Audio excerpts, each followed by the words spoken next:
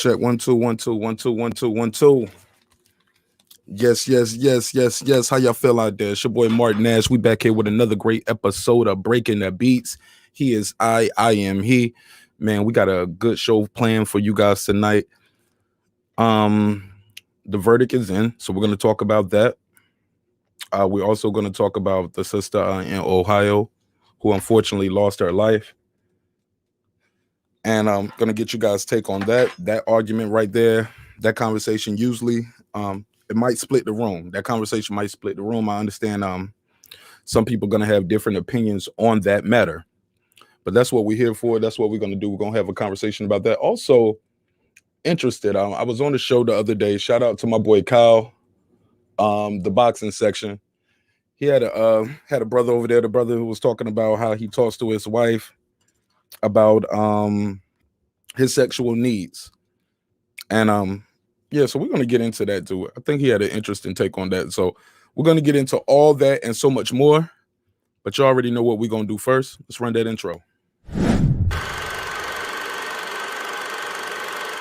This that squad sound.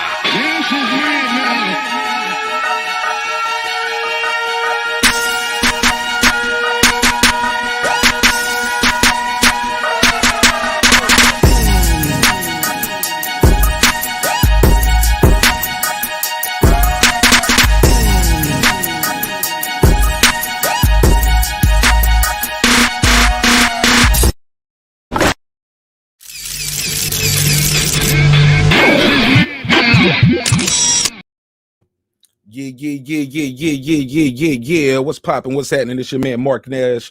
Another great episode of Breaking the Beats, where we break down the business, entertainment, art, technology, sports, and pretty much anything else we feel like squeezing into those letters.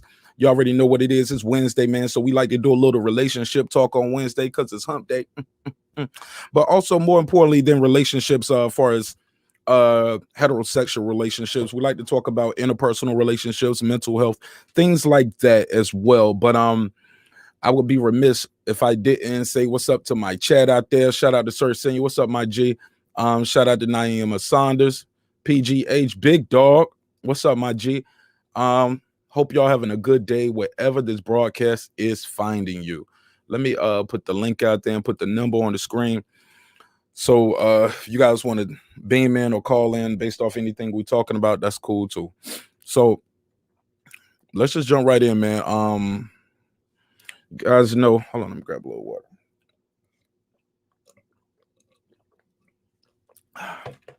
Excuse me. Where do y'all want to start at? Y'all want to start with the Derek Chauvin verdict? Because we definitely can start there. As many people know, Derek Chauvin was found guilty on all accounts, facing up to 40 years. The thing is, a lot of people are wondering, is he gonna get those? He's already gonna get a appeal. You know, that's almost a given that the appeal is gonna get out there, because the judge basically said when they was talking about Maxine Waters, saying hey, take that up on take that up on appeal. The guy was trying to ask for an appeal, and I said, yo, you losing. You know you're losing the case if you're asking for an appeal right before we go to jury. So, and they lost. So it is what it is as far as that goes. Let me bring the screenshot up while we do that. So definitely want to load this clip up and let you guys see that. But the room is split though. I heard the guy say, hey, what's his name on Fox News? My man was like, well, whether he did it or whether he's guilty or not, this is the best verdict, so people will stop burning down our neighborhoods. And I think that's some bull. I think that's a little bit of bull. Like, nobody's burning down his neighborhood, rich ass nigga. You know what I'm saying? Nobody's burning down his neighborhood. But this is the screenshot. He looks shocked. He looks in shock. He looks like he's looking for help from his attorney. And that's good. I like it. I love it. I love it. It's nothing to dance about in the street, though. You get what I'm saying? Because you seen what happened with Amber Geiger. She got found guilty. After she got found guilty, she got a hug from the victim's brother. The judge came down, gave her a hug, and gave her a Bible. Convicted murderer. I never seen that before. Let me check this real quick. Shout out to everybody on Facebook. Make sure you share the link if you can.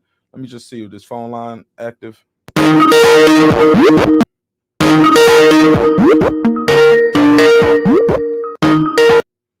All right, so the phone line is active as well, and I'll put the number on the screen. Definitely wanted to get some feedback from you guys in regards to this. So let me put the number on the screen. There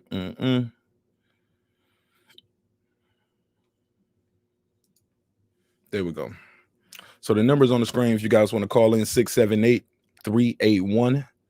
678-381-1938. So, and shout out to the boxing section. I believe my man Kyle said he's gonna do a recap of this later. So if you don't get in on this conversation, the boxing section, TBS, my man Kyle, he's gonna do another version of this story on Wednesdays. He normally talk about boxing, but he told me on Wednesdays, whatever I'm talking about on Wednesdays, he'll do the after party for that on his show. His thing is he comes on at 3 a.m. He's on the West Coast. So after the barbershop comes on at 12. When Fred's show is over, he usually go live and he's gonna pick up wherever I left off over here. So that's dope. So we definitely into cross branding and cross promotion. But this Derek Chauvin situation, right? So the guy right here, 2-week jury selection on murder trial recently on jury down to 12. Yeah, so this was how the jury was broken down, right? Is that it right there? I thought I had the jury makeup right here. I'll pull it up. I'll find it. But basically, the man was found guilty on all charges. I think that's a good thing. I don't like what Nancy Pelosi said. Did y'all see the Nancy Pelosi clip? I'm gonna pull that up. The girl Nancy Pelosi sounded like she was out here pandering. She basically was saying, "Thank you, George Floyd, for sacrificing your life for it was like the man didn't sacrifice his life for justice. Like he didn't want to die. You get what I'm saying? Let me see if I can find that clip of Nancy Pelosi. And this is when pandering goes wrong. Let me see. Yeah, here we go. Let me pull this clip up. Let me show you how your girl up here doing. She pandering. But George Floyd, for the record, did not sacrifice his life for justice. He was murdered. Nancy Pelosi, he was murdered. It wasn't a sacrifice, but I think maybe her intentions were well, but like I tell people all the time, you got to be careful when you out here pandering, man, because even y'all remember when they took the knee with the kente cloths? Her and the other senators, they were out here taking a knee with the kente cloth, but they ain't write no real legislation to make any fundamental change. But they took a knee though. Let me click this link. Let me y'all let me know if y'all can hear this. Say to them, thank you. God bless you for your grace and your dignity, for the model that you are, for appealing for justice in the most dignified way. She said you appealing to justice and the dignified. What's up, Toga? We're gonna get right into that real quick. Let me land this plane real quick. They are. What's up, bro? What's up, my in G? search of justice then, and now they see this giant step. But as our colleagues have said, it's not over. They complimented the Congressional Black Caucus for its role that it has played in all of this. They're eager to see Karen Bass's George Floyd Justice and Policing Act passed and signed by the president into law. All of them. Well, Philonise has become a star. Rodney and Terrence, the brothers, Bridget. But Bijana, this justice on behalf of her father, his name synonymous with justice and dignity and grace and prayerfulness. So we thank God. We thank Jesus. Because we were praying to him all along. Right, Donna? We know the sentence in a solid. Where is it at? Take that one, though. George Floyd Here we go. Watch this. validated what we saw. What we saw. Watch this. So again, thank you, George Floyd, for sacrificing your life for justice, for being there to call out to your mom. How heartbreaking was that? Call out for your mom. I can't breathe. But because of you, and because of thousands, millions of people around the world who came out for justice. All right. So that's where we at with it. Your girl out here saying he basically thank you, George Floyd, for sacrificing your life for justice. She's getting a little backlash for that because, as we all know, he didn't sacrifice his life for justice. He was murdered in front of our screens. With that said, let's go out to VA real quick. What's up, Toga? What's up, brother? I'm just trying to I'm kind of I'm trying to gather all that information right there. I never saw that before. That was weird. Yeah. She said, "Thank you, George Floyd, for sacrificing your life for justice." I mean, to call out for his mother like that, I can't breathe. Yeah, yeah, pandering, but it is what it is. Wow, indeed, it is what it is. People yes, tell you they always tell us to pull ourselves up by our bootstraps, but look at the screen. That's how they try to bring us over here. Barefooted and shackled. So what bootstraps we supposed to pull ourselves up by? You get what I'm saying? This shit is crazy what's going on out here. I tell people all the time, man, this is only the beginning. As we saw with Amber Geiger, the judge gave her a hug, gave her a Bible. They applied for an appellate bond so she can apply for an appeal. And you know what? It was granted. So she is at home while she's waiting to go to trial on the appeal. That could take months or years. And she just out on bail while she waiting, even though she was found guilty. So she still hasn't really suffered any pain for the pain she caused. You dig? Right. It's gonna take years. They're gonna hope everybody forget about it. Mm-hmm. But talk to me, man. Open channel, open panel as always. What's on your mind, my G? Hey, it's a beautiful day, man. Beautiful day in Toga's neighborhood. A little tired, but I'm here, man. Blessed, thankful. How about yourself? Man, I'm always good, even when it's bad, my G. Hey, amen to that, brother. Amen to that. I see what you got in that cup right there. Water. Actually, Water. I want to go fill it up with some more water real quick. Okay. But go ahead though. I'm gonna let you cook real quick, and I'm gonna grab some water real quick. Hey, while I got you, did you catch that verses, man? What's my name? Okay, I bet. Before you do that, give me your initial reaction to the George Floyd verdict. I do want to get your reaction to that, and share that with the audience real quick while I grab my water.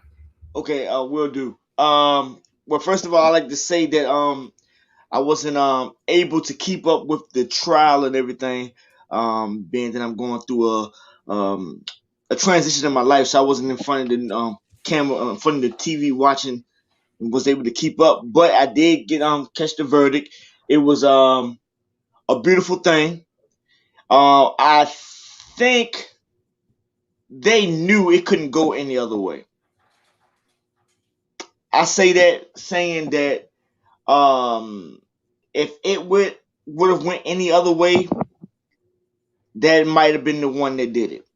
I'm talking about probably on the level of something bigger than Rodney King thing. You know, it got too much coverage. It was everywhere.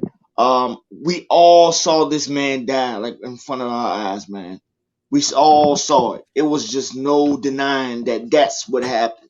You know, so for them to then turn around in front of our face and then take that same man and said, "You're free to go," they couldn't. It couldn't have. It's just no way. I don't see them figuring out a way to let that man walk like that. But it's good that he, was found guilty on all those charges. We'll see how much time he gets when that time comes. Honestly, I don't think that was enough. My personal opinion. But hey, if the family feels like justice has been served, then I'm fine with that.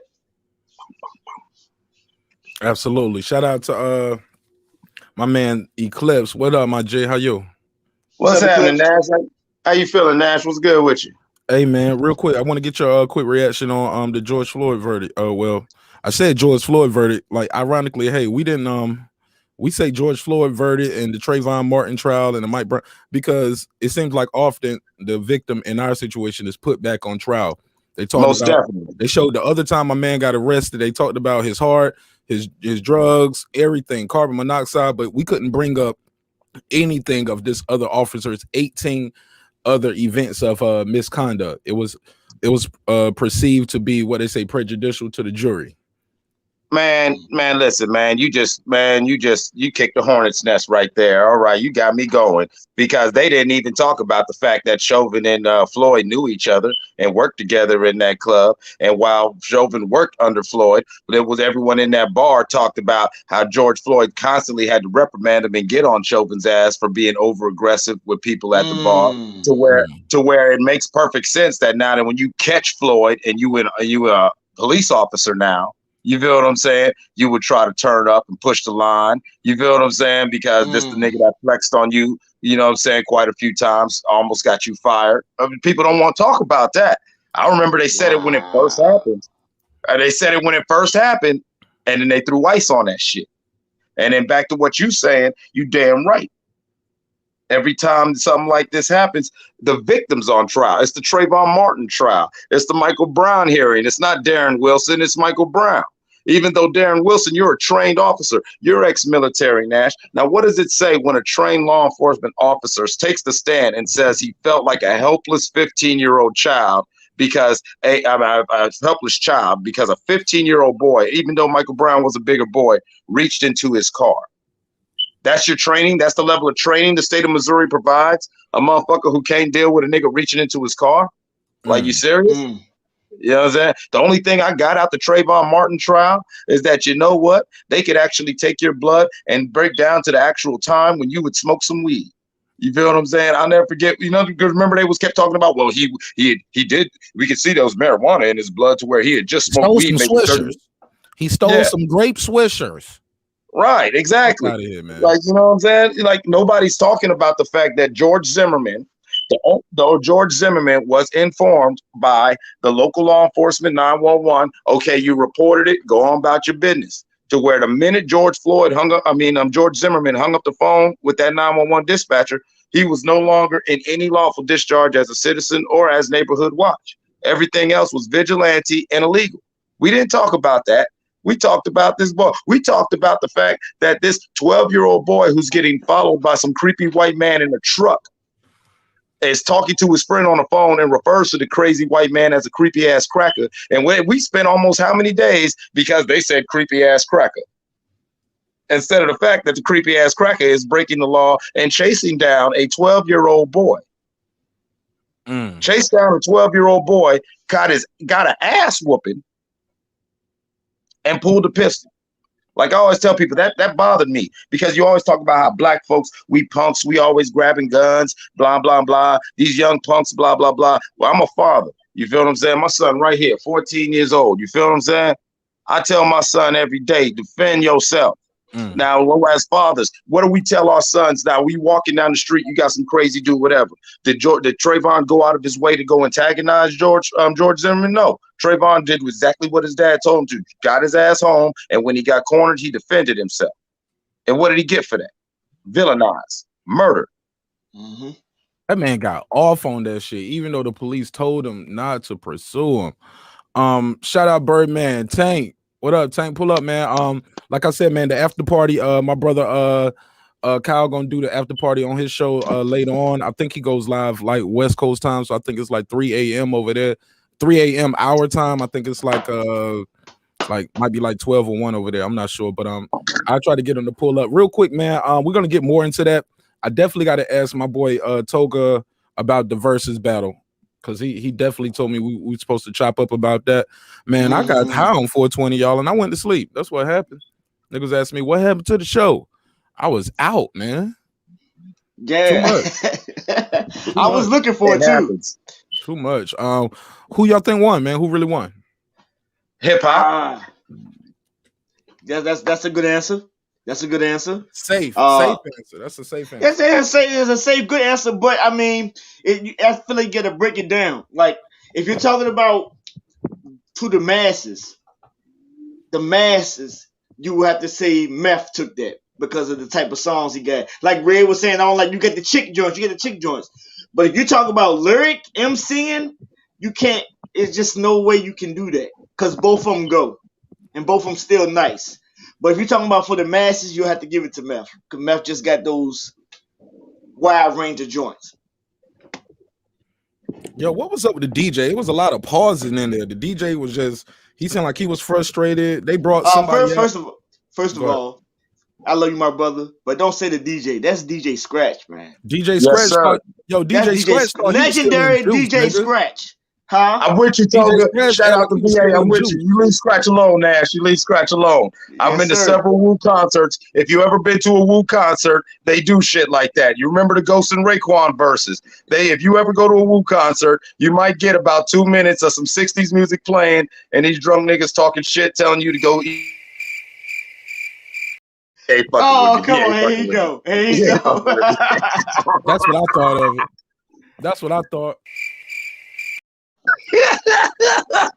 Yo, That's the legend. look. He was even frustrating the artist. The artist was like, "Come on, man, play the music." Or, "Hey, what's going on? What's going on?" He almost called a Me Too case up there talking about, well, you know, the needle's like a woman. You got to lick it for it to act right. I was like, Ew. hello? I was like, hello? I Like, need to I was go. like, you know, your mic is on. We can hear you, bro. Like, I was like, you just need to be quiet. Silence. You know what I'm saying? You gonna get this whole shit. You gonna get a Me Too charge up here. But yeah, DJ Scratch, man, he was up there like he was like I said, like he was on juice or something. He was up there. And that's cool. I like certain parts, it was cool, but then some when he did the Matrix part, that was cool, but nah, man. Hey, I'm gonna tap back in real quick. I gotta get on my other phone. All right. And some of the Meth saved I think some of those records, those big records, he saved them all for the second half. He should have sprinkled them in and started. I love how he started off with the blood clot. But that Takal could have came in earlier. When I stepped on the scene, niggas were petrified. Could have been came in with that. I knew he was gonna say All I Need for Last because that was the Grammy joint. The joint with Biggie could have came in. Who was the brother that came out and he was like, "Why y'all messing up on my part?" Oh, that's Street Life. Street Life, yeah. That shit was like awkward and uncomfortable. Yeah, I felt bad for Street Life. I think I typed in there that I wish they would let Street Life go acapella because Street Life be going too. That Street Life, one of my favorite Wu Junior Varsity cats. Like Street Life, a lot of Dark Men, and Killer Sid. Yeah, I said that those three right there, those are legitimate artists, hands down. Forget calling them little niggas. No, those are legit gods on that goddamn mic. You gotta listen to them bars. Indeed. Totally agree with that. Totally agree. But yeah, I wanted Street Life to go. I thought that they should just drop the beat and let Street Life drop a 16 real quick, just out of the strength that they fucked this shit up. What? Yes. Nah, nigga, we ain't about to do that. We ain't about to do that for Street Life. Sorry, Street Life. Yo, yeah, Scratch was all over the place. He looked like he was high. He wasn't really on point. It wasn't even about the old music being played. It was more about those long breaks in between when it wasn't even no music. They weren't talking about nothing. It's like he wasn't queued up. I don't know. I didn't give a fuck, to be honest. Like I enjoyed the whole shit. Like I like all kinds of music anyway. So all like when they was playing all like the different shit and all that, I enjoyed all that shit. Cause at the same time, you know we make beats and shit. Hold on. I'm sorry. Let me cut this off.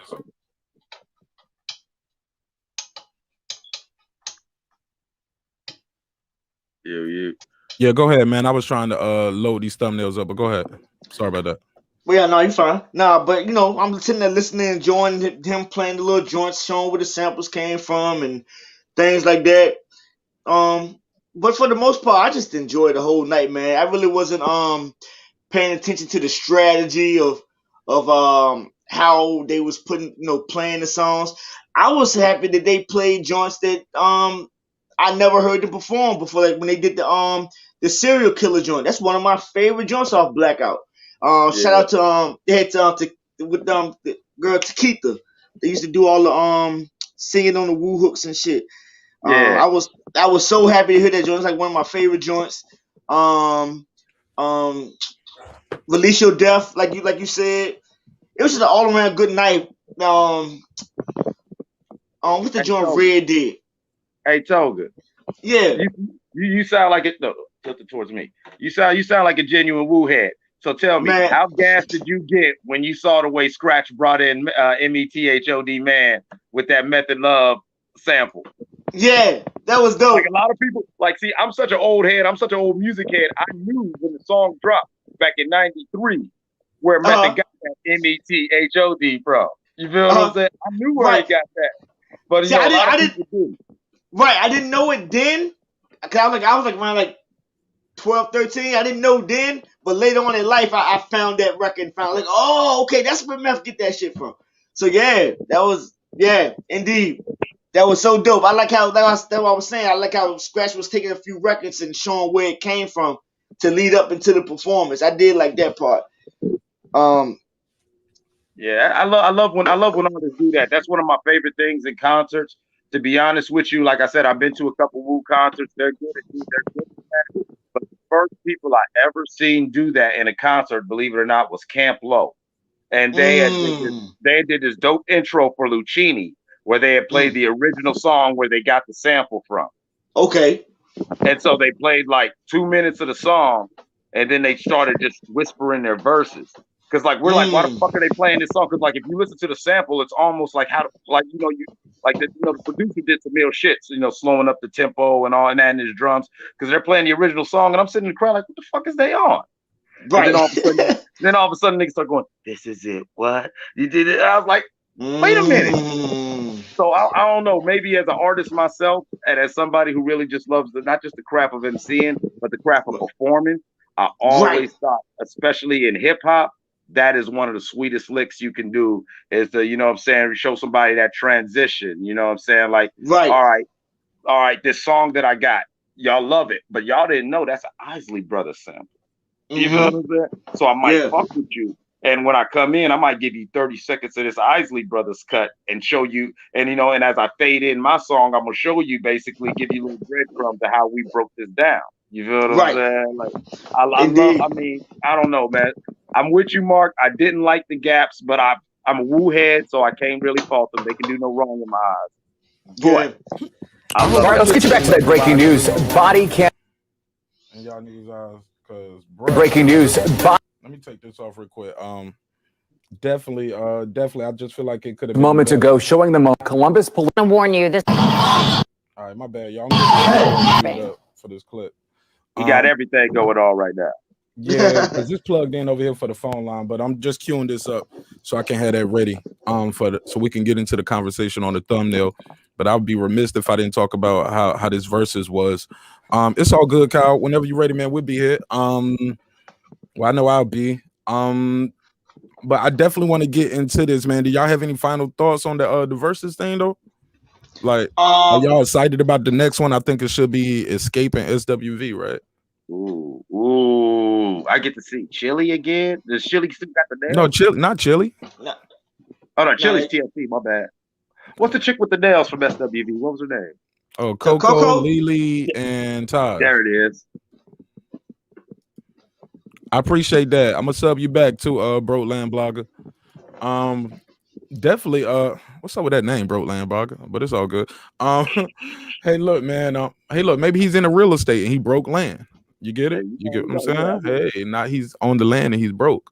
Hey, he's balling though. Even if he's broke balling, he balling, David. And blogging. Yeah, Broke Land blogging. But yeah, Escape gonna smoke their boots. I don't even think SWV got 20 songs. Man, I'm logging off, man. I'm logging off. Good night. SWV. I'm logging off, bro. Good night. SWV got 10. I don't know if they got 20 hits. Yeah, 20 hits to go with. Because I don't know. Like, first of all, when Escape does Just Kicking It, it's over. All they got is in Atlanta right now, Mark. You got in Atlanta right now. Just Kicking It right now. Matter of fact, half these Atlanta cats who's anywhere under the age of 27 were probably conceived to Escape. People forget how big Escape was when they dropped. That Humming Coming At Your album. That Humming Coming At Your album. Yeah, your My Little Secret joint. That shit rock with me. I like that. Yeah, that was the one I was thinking of the name. You're My Little Secret. Come on, man. That fucked up plenty of happy homes. Yeah. That was the soundtrack to many a broken household. A lot of y'all niggas whose daddies went down. Guess what he was playing when he pulled out the driveway? He was playing TLC Creep and You're My Little Secret. Yes, indeed. Hey, but before we move off the subject though, because I got to skate too. But I just want to say shout out for Red for bringing out EPMD and K Solo, man. Did that headbanger. I thought I lost my damn mind when they came out, bro. When he said Negro, and they start coming. Oh man, I'm done for the night. Yeah, EPMD, man. It was good to see K Solo, man. It was real good to see Solo, man. I never knew they had the same birthday. Him and Red got the same birthday, just 2 years apart. Yeah, they brothers, man. They brothers. I used to always tell cats, like, when they did the song that he brought K Solo out, like when they dropped that song, I remember I used to have to explain to cats that that's Redman's older brother. And everyone's like, nah. I'm like, nah, y'all don't understand. That's why, even though Reggie had to make his bones and everything, he was able to do what he did in the industry because K Solo's his brother. He knew who to talk to. He knew who to bring his music to. You know what I'm saying? Hey, I remember that growing up, that being the talk that everybody said that was true. But you know what's crazy though? I actually went on Google the other day and Googled K Solo, and how about Redman's picture shows on under K Solo? Mark, if you got any time, go check that shit out and pull that shit up. I thought that shit was so funny because I thought they used to always say that shit back in the day, like they're related or they're the same person and all that shit. Well, you know what I'm saying? Well, you know white folks think we all look alike. You know what I'm saying? Yeah. You Wikipedia me, you're going to get a picture of Marq Nash. You already know. Right. Oh, by the way, Nash, shout out to you. I see you ain't got the Paddington Bear bucket hat on because you got the fresh lineup. Shout out to the lineup. Shout out to the lineup, Nash. Shout out to you, I see you, Crispy. You got chisels. You got chisels. You too kind. Razor blade. Let me get the drop for me though. My man got the jokes over here. All right.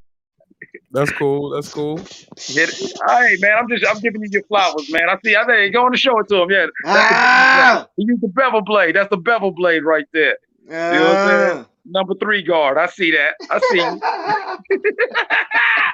Crispy.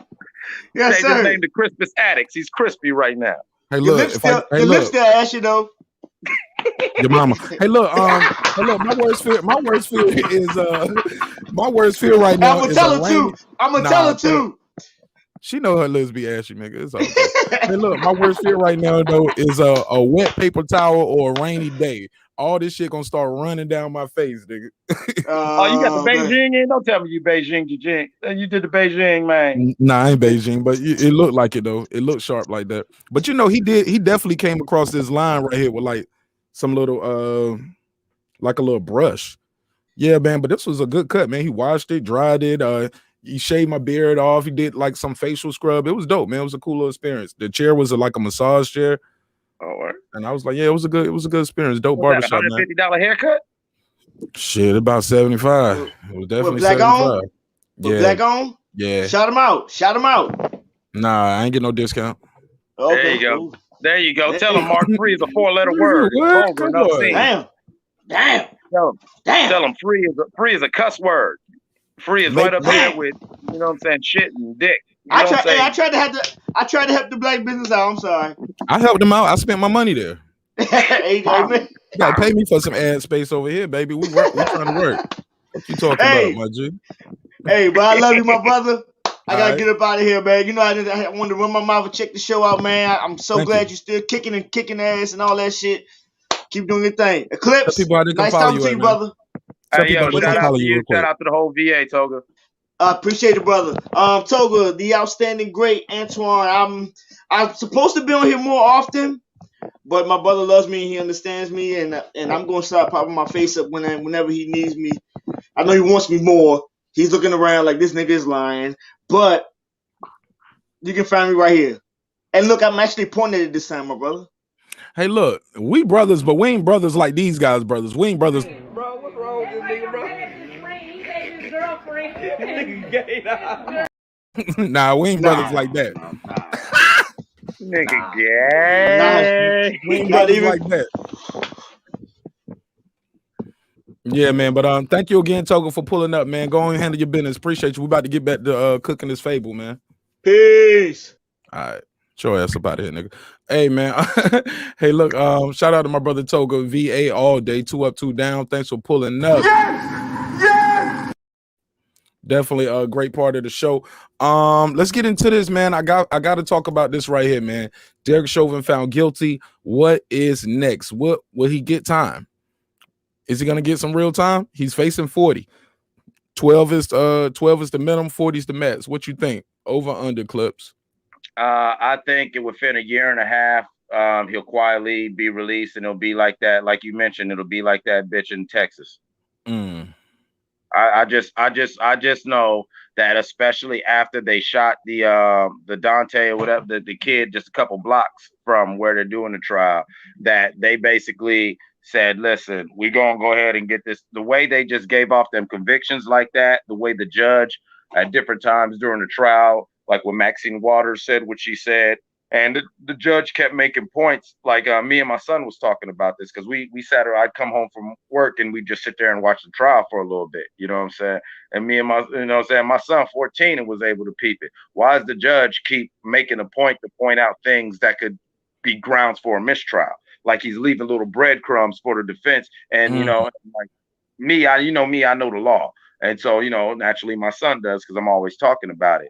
And so, like he was saying, yeah, like my son was able to peep. The judge is laying these breadcrumbs, and he's saying it in a way to where the stenographer has to put it on the permanent record herein. Therefore, even if this defense attorney doesn't pick it up, all Derek Chauvin's got to do is get a couple of them Aryan Nation motherfuckers and whatever, like George Zimmerman, to throw some money behind him, because he's a nigger killer. And you know what I'm saying? And he's a symbol. And then, yeah, they'll get a good defense attorney who will go through the minutes of that damn trial and take the judge's words to have all the grounds for a mistrial. The judge laid the breadcrumbs already. I'm just saying. Yeah, I did see the judge say, because he was asking for a mistrial based off Maxine Waters' statement. Some people didn't like that she said that. Man, that was a whole nother conversation at the shop yesterday, at the barbershop. But he just told him basically take it up on appeal. And if you remember, this jury wasn't sequestered. Oh, I'm sorry. Go ahead.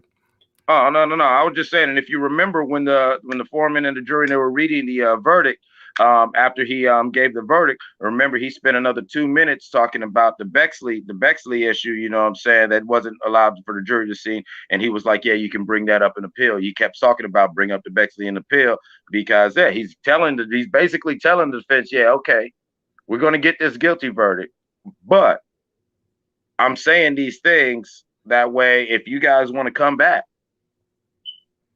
here it is.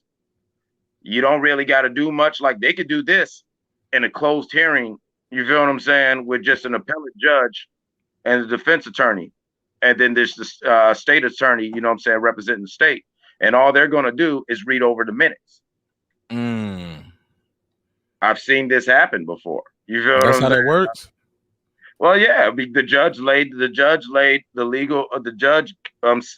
said things in a way. You know how the law is all about language. The way the judge framed the language of his admonishments to Maxine Waters, to his admonishments. All right. My bad. Yeah. Wait 1 second. Hold on. All right.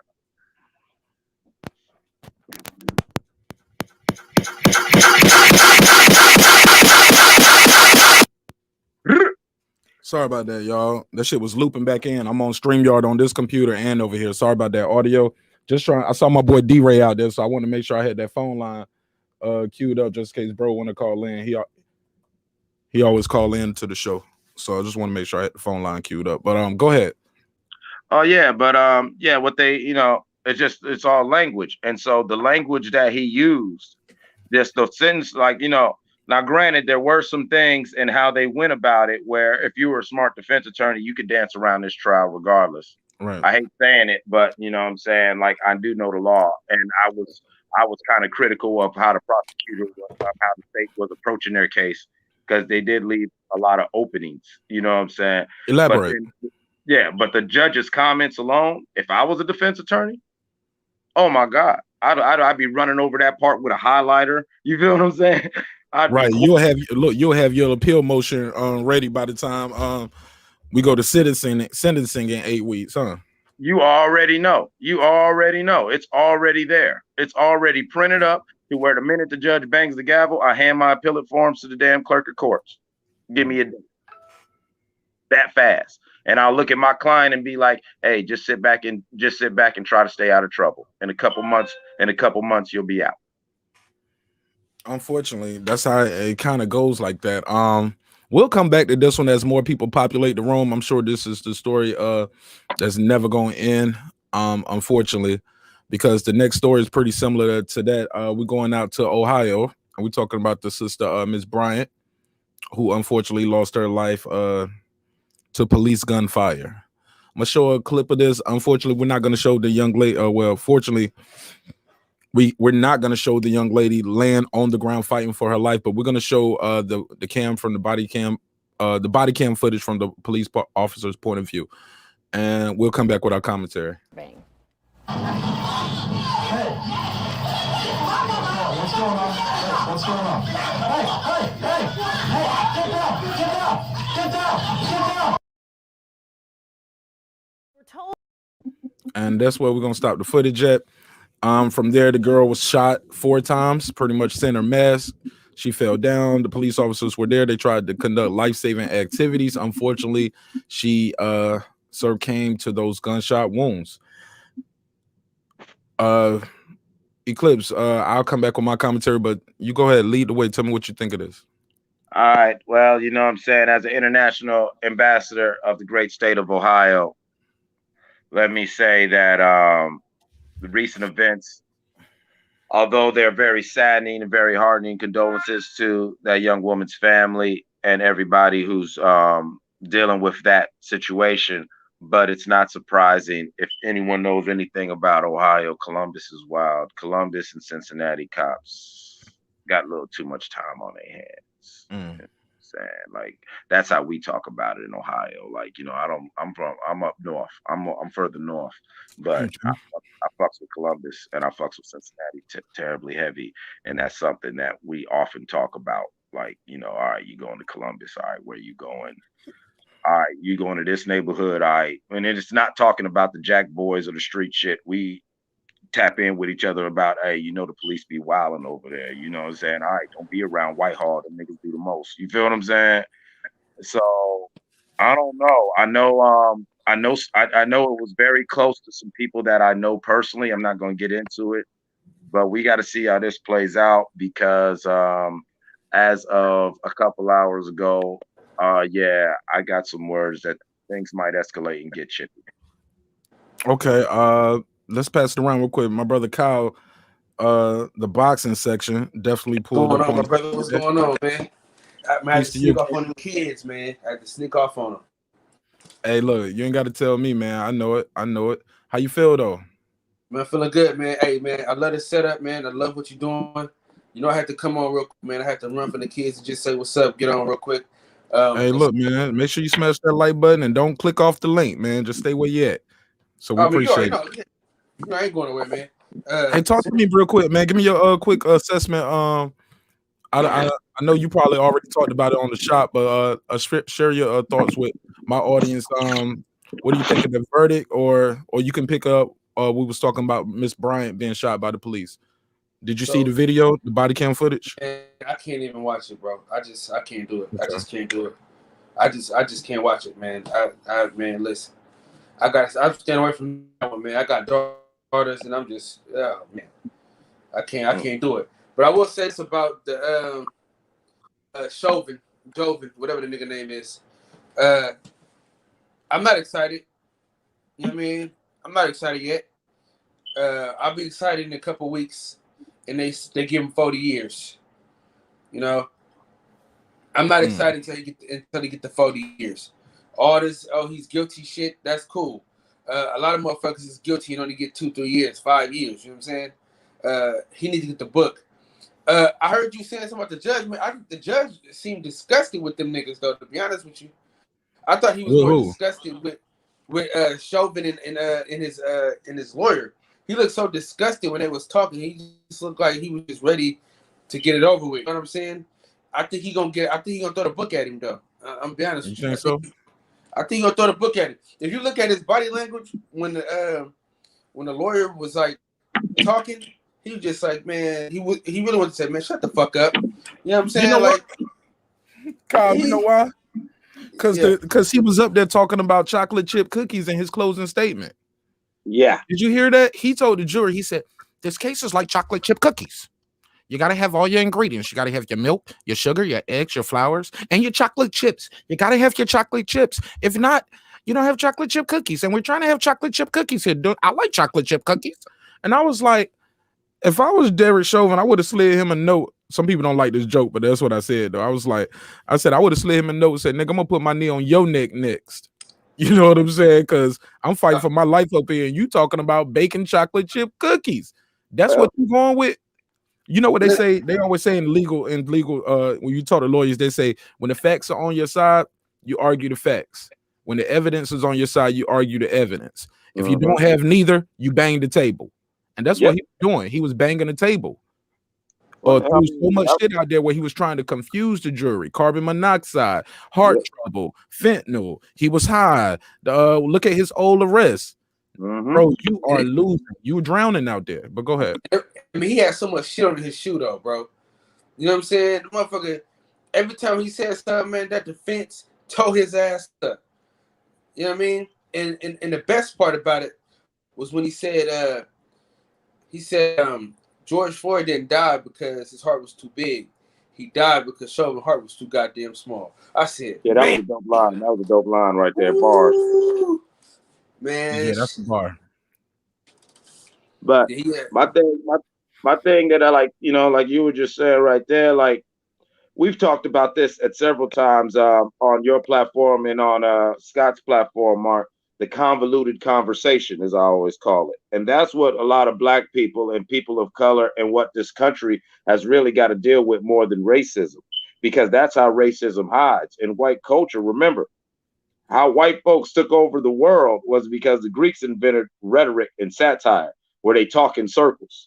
You know, most indigenous people were literal. That's how they was able to get the red man in treaties, get the Africans and different Asian groups in treaties, because if we gave you our word, we meant it. We speak in straight lines. They talk in circles. And racism and just like, oh, chocolate chip cookies. Black lives matter. Blue lives matter. You feel what I'm saying? Like, you know, yeah, all lives matter. You convolute the conversation to where now, like you said, you bang the table to where now we're just yelling and everyone's like, what are we yelling about? Yeah, I know it's ridiculous. Can we just move on? Right. Ain't that what they always do? Ain't that what they're saying after this trial? Can we just move on? Okay, he's found guilty. Move on. Back to work, nigga. Yeah, nothing man. to see here. Carry on. Okay, I'm gonna play it back. Hey, D-Ray, Kyle, don't look at the screen. I know you say you don't want to see this. I'm gonna go to D-Ray. D-Ray said, "Can I play the clip one more time for him?" I can't slow it down, but it's not gonna show her actually being shot. It'll show what led up to it. So it'll just show her running, trying to stab the first girl. You're gonna see a guy, I believe that's her uncle.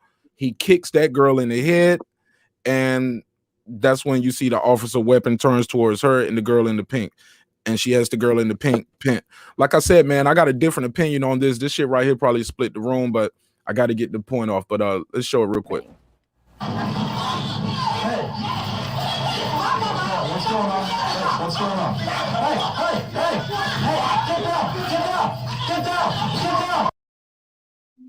And that's how it ends. Just that quick. And you can see other officers are on the scene already there. They're trying to see what's going on. I'm torn with this right here because some people are saying he shot too many times. He should have used his taser. It's a thin line between what this is what I heard a legal expert say. Shout out to Monique Presley. Even though I disagree with her take on it, she said it's a thin line between what an officer can do subjectively, where what he should do and what he can do within his scope of practice. And that knife is going to be the biggest difference. I believe that knife is why he might not be charged. So I'm going to say, hey, you shot too many times. Well, he didn't shoot while she was still down. You get what I'm saying? They're trained to drop it, eliminate the target, or until you get what I'm saying? Right. And now once the girl was down, if he kept firing, I believe that would definitely be excessive force. But I look at it like this: if that was my daughter and he used a taser instead of the weapon and my daughter was stabbed, I would be mad at the police officer. I would be, of course, the person who stabbed her, but I would be upset with the police officer, the police force. Shit, let's say that was President Obama just walking through a crowd and some random neo-Nazi guy runs up and tries to stab President Obama. Yeah, I'm going to this stream, but I'm using this stream to make your mind go there, right? What if this white cop didn't shoot the neo-Nazi, he just tased him? We would be in reverse and still be up in arms. They was like, oh, he didn't shoot the white guy because he was white and he didn't like the black president anyway. You get what I'm saying? No, you will want him to eliminate the target who literally you just saw that happen. And then this person is on another person. They were out of control right there in front of the police. I'm about to shock the hell out of you. And I feel sorry she lost her life, but I just don't see how what charges they're going to bring up on this officer. Exactly. I'm about to shock you, Mark. I agree with you wholeheartedly. As much as I don't like this situation, like I said, it's chippy. Like I said earlier, Columbus cops, they got a little too much time on their hands. And so, yes, they're known for coming in real Rambo and over aggressive. But in that particular instance, he walked up to an active stabber, you know what I'm saying? Not trying to be, and she's still running around poking people to where, and that's why I said I'm not going to get into too much detail, but from talking to some people, it might get chippy because it's one of them things where, although people don't like the fact that she was killed by the police, tearing the people who are close to it, because there's a lot of people, believe it or not, who are of the same mind like you, Nash. Like, hey, if that was my daughter getting stabbed, right, and you got police right there, no, you got to end this. You feel what I'm saying? And so it's one of those weird things where now the conversation is. And I heard Roland Martin, man, he was up there talking about, well, for those who were saying it was a butcher knife, guys, it wasn't a butcher knife. It was a steak knife. I'm like, I don't care. I don't care if it was a pocket knife, a butter knife, a steak knife, a butcher knife, if it was a ginzu, if it was you get what I'm saying? If it was a machete. This person has the girl pinned to a car and has no regard for the police. That grown ass adults are sitting there watching all that shit transpire, ain't doing nothing. And if you watch closely, when the officer walks up, yeah, Kyle, you probably don't want to be on for this one, bro. Like I said, we're gonna break this down. We're gonna go unpack this thing. I know you said you didn't want to see it, but when the officer walks up, you can see they aren't fighting right then. It's almost as he walks up and the girl is walking towards him to explain. That's when everything breaks out. No disrespect, but you know what it reminds me of? People who used to fight right before the teacher or somebody break up the fight. Yeah, that punk shit. Like, honestly, how I grew up, we never respected that. Like, you know what I'm saying? If I'm in your face, Mark, talking trash, and you just letting me say whatever, spit on you, slap you, whatever, and you don't even do nothing, but you wait till I turn around or wait till somebody's grabbing me. You feel what I'm saying? Now you got energy and you want to swing. You know what I'm saying? We never respected that. And nothing, I'm not trying to disrespect the dead. Let me paraphrase what I'm saying with this. Like, respectfully, of course, I get it. What I'm saying. But yeah, them girls was out there wilding. That was a nigga moment. And look, and here's another thing. Now, some are saying she was the one who called the police. And shout out to Roland and Monique Presley. I like y'all show over there, but y'all are wrong on this, man. They said, we don't know who's the aggressor. He doesn't know who the aggressor is. She was like, from what we understand, she was the one who called the police and said these girls was there. She was the one who called the police. So she's defending herself and she's chasing them off their property. That's not true, bro. That shit is not legal. That shit. I don't care how good your grounds laws are in Ohio. I Oh yeah, cannot. You cannot. I cannot chase you with a knife. Have you on the ground? Somebody kick you in your head. I turn towards another person, pin them to the car, and the police are here. You know what they would have said? You should have stayed in your house. You don't have to come out the house, chase them off your property. You're not the aggressor if you're on the ground. Now, Mark, let me give you a little reference. Let me give you a little frame of reference. I was going to wait till later in the conversation, but the reason why this is chippy is, as you know, a couple months ago, Ohio just revised our stand your ground law, and it's causing a lot of shit around here. Like I've been doing a lot of tapping in with different young boys all throughout my state, trying to tell them like, yeah, the days of arguing is dead. You can't argue with nobody because how to stand your ground laws in Ohio State. No, technically she has a legal right not to run. She has a legal right to whatever. To where, like I said, it was a nigga moment that legally she probably was. She, you know what I'm saying, whatever. Because how stand your ground works and how they try to word it now. Me and you get to argue it. I don't in no way have to show any signs of de-escalating the situation. All I've got to do is prove that I was under threat. So basically, like I was telling young boys, you got to be careful moving around up here nowadays. Because, yeah, as soon as you know that random white dude with on some bullshit in the store when you out in the street, soon as you start being demonstrative, hollering or whatever, making any sort of truculent or, you know what I'm saying, belligerent behavior, that can be interpreted as a threat. And how the new law is stated, there is no de-escalation or try to remove yourself and, well, I got no choice. I've got to, you know what I'm saying, I've got to defend myself. No, the minute you're confronted now legally in the state of Ohio, you can go to 10. You can go all the way to 10. You can take a life. You can do whatever. And as long as you can establish that you were confronted. And really, that's why a lot of people are really trying to fight this law in my state, because how the Republicans who passed it worded it, you know what I'm saying? There's not even a threshold for establishing who was the aggressor, who started the confrontation. All you have to do is establish you were in a confrontation and you could take it anywhere you want to. It's fucked up. You muted, cuz. It's interesting you say, yeah, it's interesting you say that, because I was sitting here thinking, like, how can they say she's not the aggressor? Is she's the only one with a visible weapon. She is 2-on-1 at one point. You see her and her uncle, I believe. She gets the girl down, her uncle kicks her to the head, and then she's on to the next one. At what point is it not self-defense no more? Because I can't shoot somebody in the back, right? Somebody's fleeing my house. Somebody is fleeing. I'm leaving.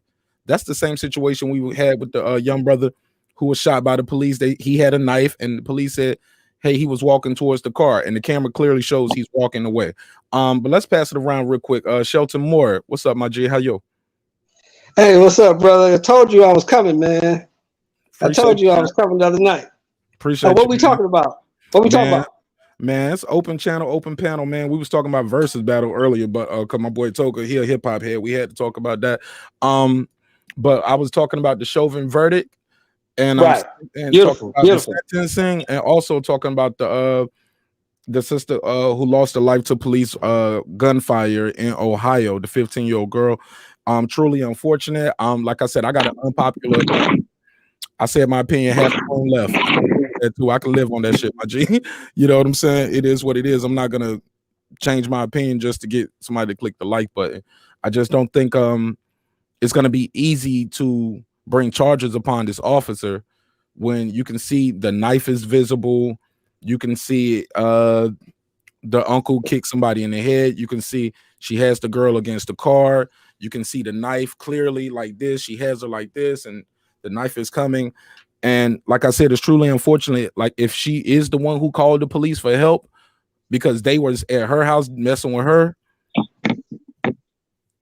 and then for her to be shot by the police, is truly unfortunate. But that weaponry, bro, when you bring that weaponry in there, and once the police are there, you gotta let the police do their job. That ain't the point. But the thing is, she was about. It looked like she was about to take another life, so she's about to stab that girl. So, you know, what was he to do? You know what I'm saying? it's just an unfortunate situation. But here's my thing. It was people in that fucking driveway. What were they doing? Why Oh, they didn't want to they get stop right. that shit? Why didn't they stop that shit? This is a 15-year-old girl. You telling me that all you motherfuckers in that driveway are so scared of this 15-year-old girl, just gonna let her go out here and do all this type of shit? Come on, man. I know it was some adults over there. Why didn't they stop her? Amen. You see what I'm saying?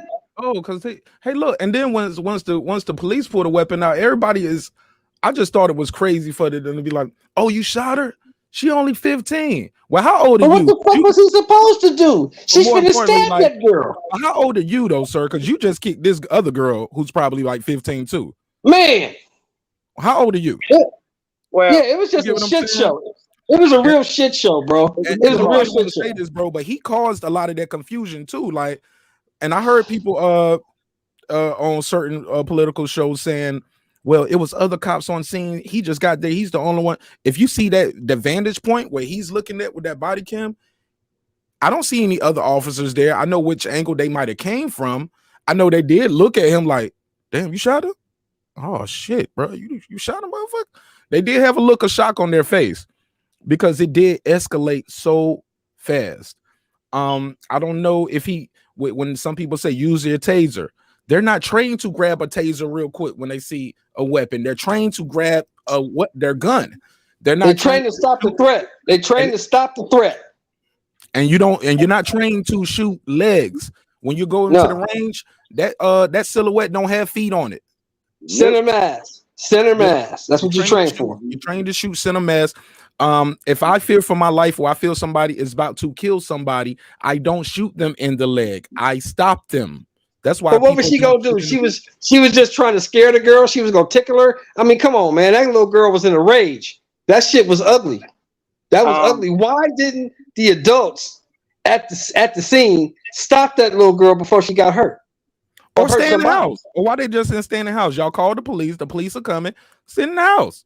Wait for the police and to then you come outside with a butcher knife. Come on, man. I mean, some things.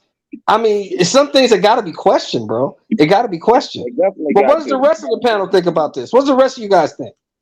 I think you're 100% right, Brother Moore. I've said it 1,000 times. A lot of people think it's me trying to, saying bravado. But when I came up in the streets, I was fortunate enough that my OGs weren't locked up, saying yet.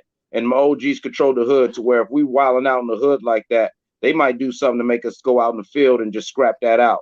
There's no way that young boys or young girls would have been in the middle of the street escalating like that with all them adults around without somebody in that neighborhood saying y'all chill the fuck out or making us even if they let us bang it out or whatever. Trust me, it would have never got to that point. And that's what I'm saying.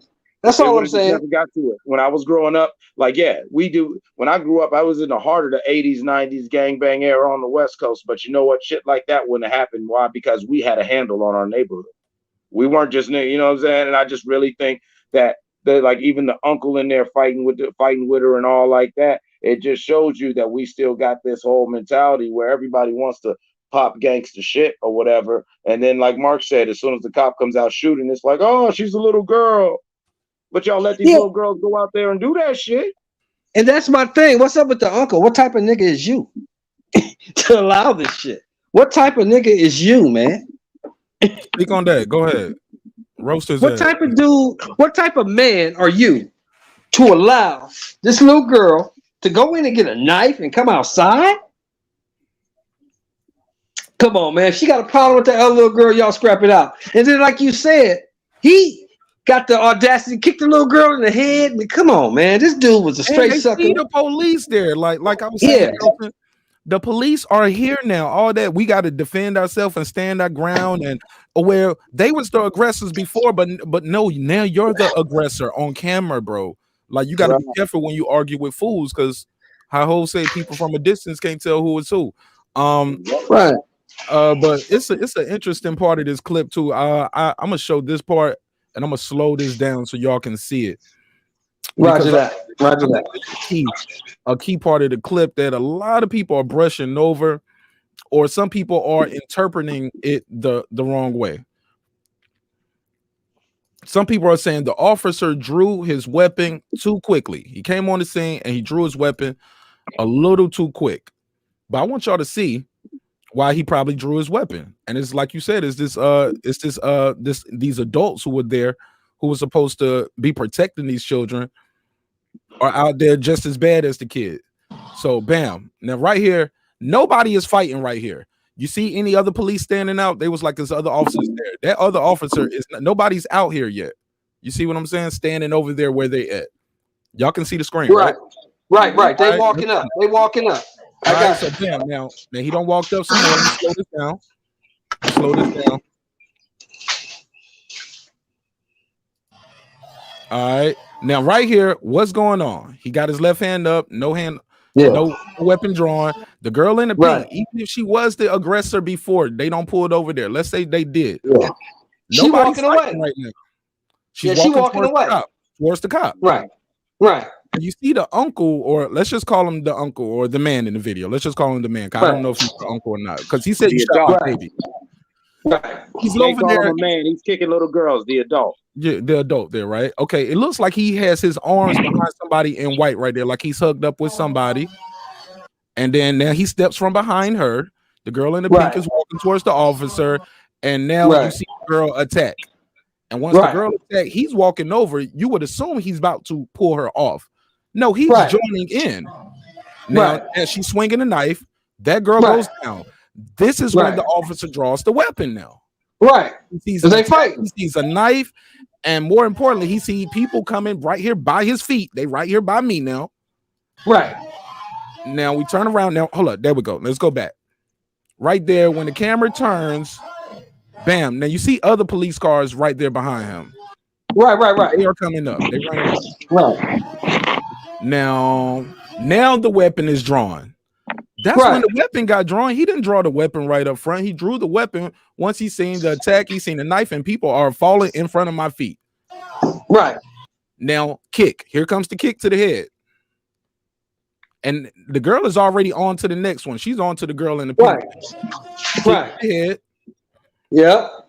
All right. He don't know if this uncle gonna come towards him next. This man gonna come towards him. He backs up now because he sees the weapon. He's like, oh shit. He sees the weapon now. So he backs the hell up. But the girl, they are saying, well, he didn't tell her to drop the weapon. He was saying, get down, get down. Roland Martin, you wrong as hell for this, bro. Roland Martin is up there trying to say, well, that could have been for anybody out there. Get down. Okay, well, she's a part too. Obviously, the person who should be getting down is the one with the knife. Yep. Roland Martin is hey, man, look, I'm gonna be honest with you. Anybody. I'm gonna be honest with you, Mark. Roland Martin is a race baiter and a piece of shit. So, bro, they was on. I don't really fuck with that dude. I couldn't fuck with him today, but I had to listen to what the ops was saying, man, and how they was gonna try to spin this, man. I'm just shout out to my boy Reggie, man. Me and Reggie, we don't agree on everything, but we definitely agreed on this thing right here fundamentally. Not every single thing, but we definitely agreed on this the fundamentals of this. Like, it's gonna be hard to bring charges on this officer. Now, right there, he kicks her. And now, what did he do that was wrong? What did the officer do that was wrong? Roland saying he didn't say drop the weapon. Drop the weapon. Although he did say get down, get down, get down. You can hear him say that 3 or 4 times. Yeah. You can hear it, but you we'll play it real quick. Let's turn it up. What's going on?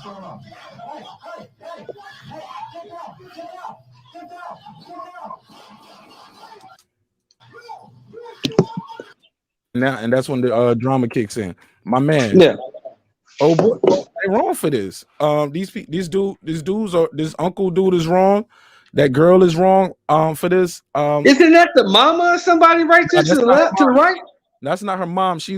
According to the interview, her mom gave. She was actually in foster care. Her mom saw her on Thursday. She was scheduled to come back home.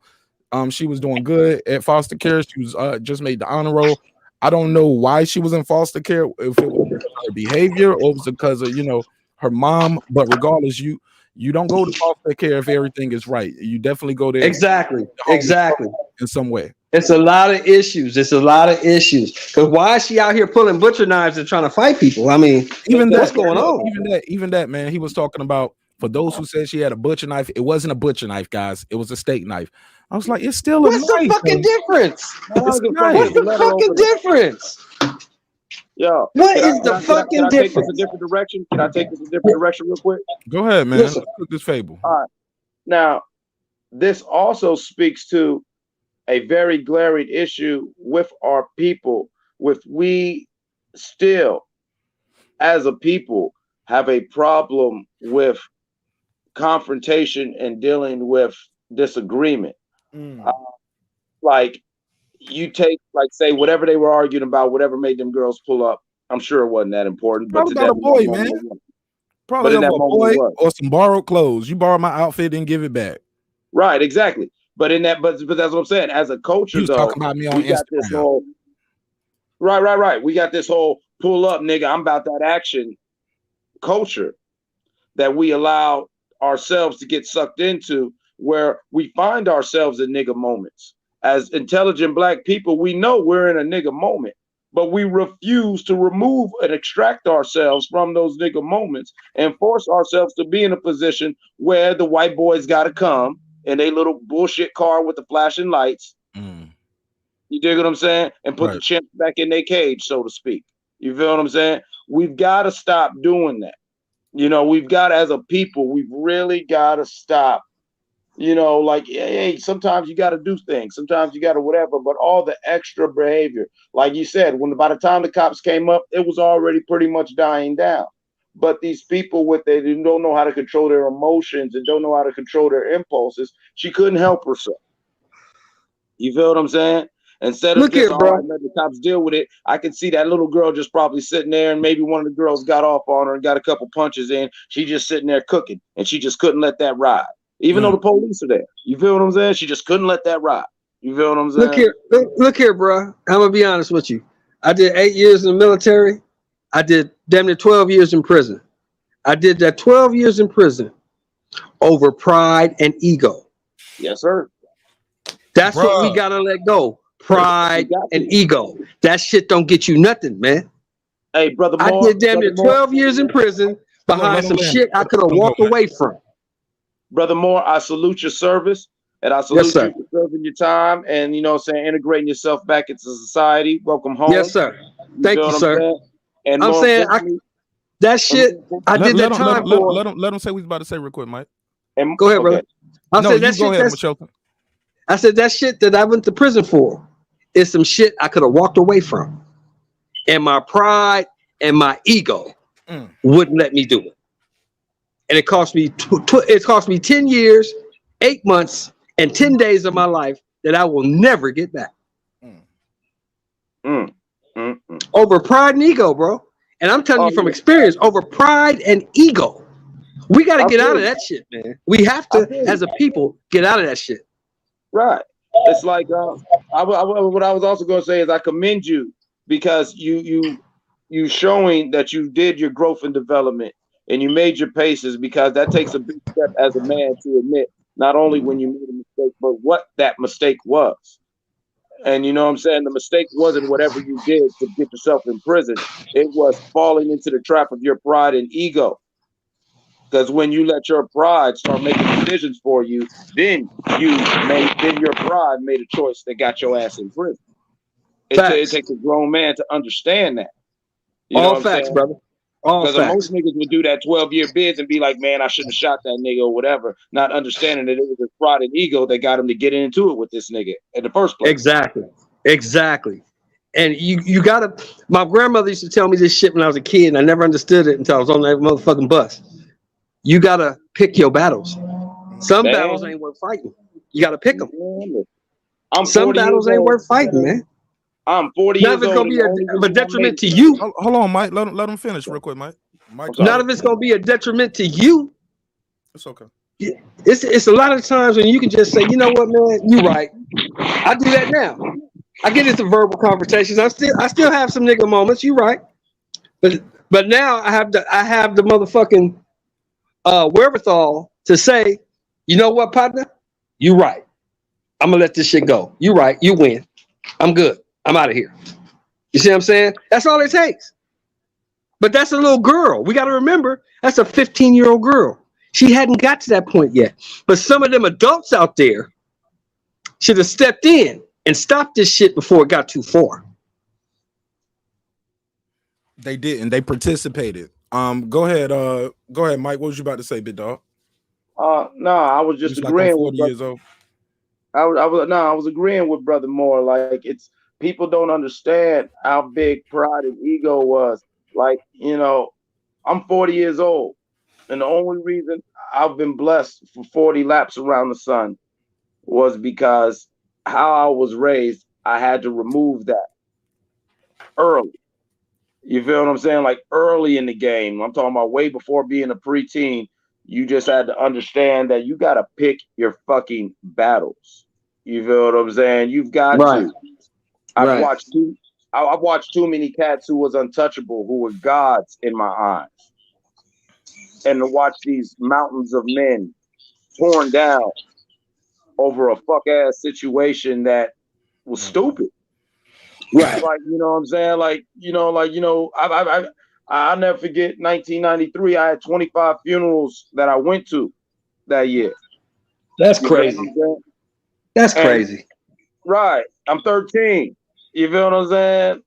I got sick of wearing suits. I didn't even start wearing suits again until I was in my 20s because, I was wearing suits so much as a teen going to these goddamn funerals. That's like one every 2 weeks, right? It's like 25. Well, it's 52 weeks in a year, so it's about damn near a funeral every 2 weeks. Well, Mark, you know a little bit of my story. You know where I was living, and there was the middle of a gang war. And like I always tell cats, my hood was a militarized hood. We wasn't just running around twisting up our fingers and we like red or blue and whatever like that. No, we was a real militarized hood, raised by, we was trained and raised by ex-military, ex-Republic of New Africa and Black Panthers, where, and we were young, dumb kids who, had more balls than brains, where, we didn't back down. So we'd be up against police, we'd be up against cartels, biker gangs or whatever, and we didn't back down. And like I always tell cats, there was a pride in that, but at the same time, I'm old enough and wise enough to always tell people that, all them wars that my hood still, people still whatever, we don't, I don't feel honor in that because, we may have won that war, but you know what? We killed lieutenants in this cartel. They killed our friends. Right. They killed my cousin. You feel what I'm saying? That's deep. You feel what I'm saying? Like, they could replace this little bullshit lieutenant.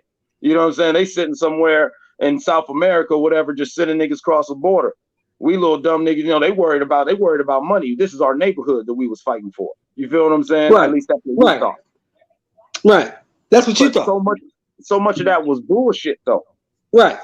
And I tell my son the story real briefly. I was locked up in this juvenile. Hold on, real quick. You about to tell a story? Yep, do it. All right, let's do it. Story time. Where my drops at? Oh, Shelton, if you new to the show, Shelton, I'll be doing drops over here, big dog. Okay. So yeah, man. So you say something crazy up here, you might get slapped. You know what I'm saying? If you act like a bitch right now, we're gonna tell you. You act like a little bitch right now.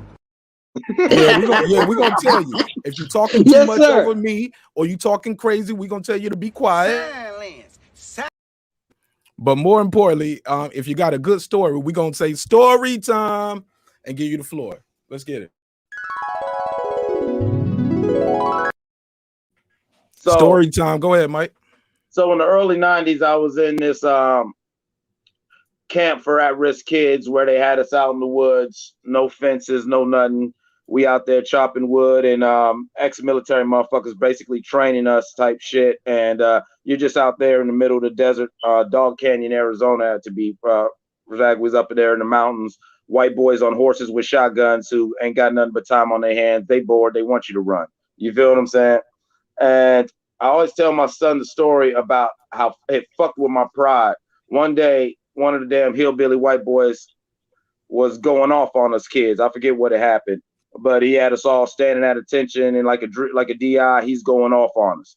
And he's explaining to us how black and brown boys, we ain't shit. We don't deserve respect. Don't never, whatever, because we were raised by our mamas and we think we're men, but we deal with things like bitches. We argue, we blah, blah, blah. We get too emotional. We let our pride get us in whatever, to where within 2 minutes of the rant, it went from fuck this white boy, this honky motherfucker talking shit, man, damn it, if I wasn't locked down, I'd stick this nigga in the neck right now, to goddamn, he got a point. Facts. At 40 years old, that still fucks with me. That hillbilly looking at this room full of young black and Mexican boys and telling us we ain't shit and exactly why we ain't shit. Why society will treat us like this and why whatever. And he wasn't telling us this to give us game or to put us on. He was telling this like he was telling us the time of day. You feel what I'm saying? And I've always kept that in mind, that this is how they look at us. Stay away from the angry black man or angry black woman narrative. They created that so they could keep doing that to you. You know what I'm saying? What happened to that young girl was terrible. But what happened to that young girl, in the words of D-Ray, like I seen him say in the chat, we all failed her as a society because obviously she was in foster care, like Mark said, for a reason. That girl had anger issues and did not know how to deal with situations, like so many of us do. And you know what's sad? She's 15. How many of us are my age or older than me and cannot deal with a difference of opinion, let alone confrontation? Come on, man. You on this internet. Come on. You see it. You see this shit go. How this shit go. Now, if I may, let me break something down for y'all. Story time again.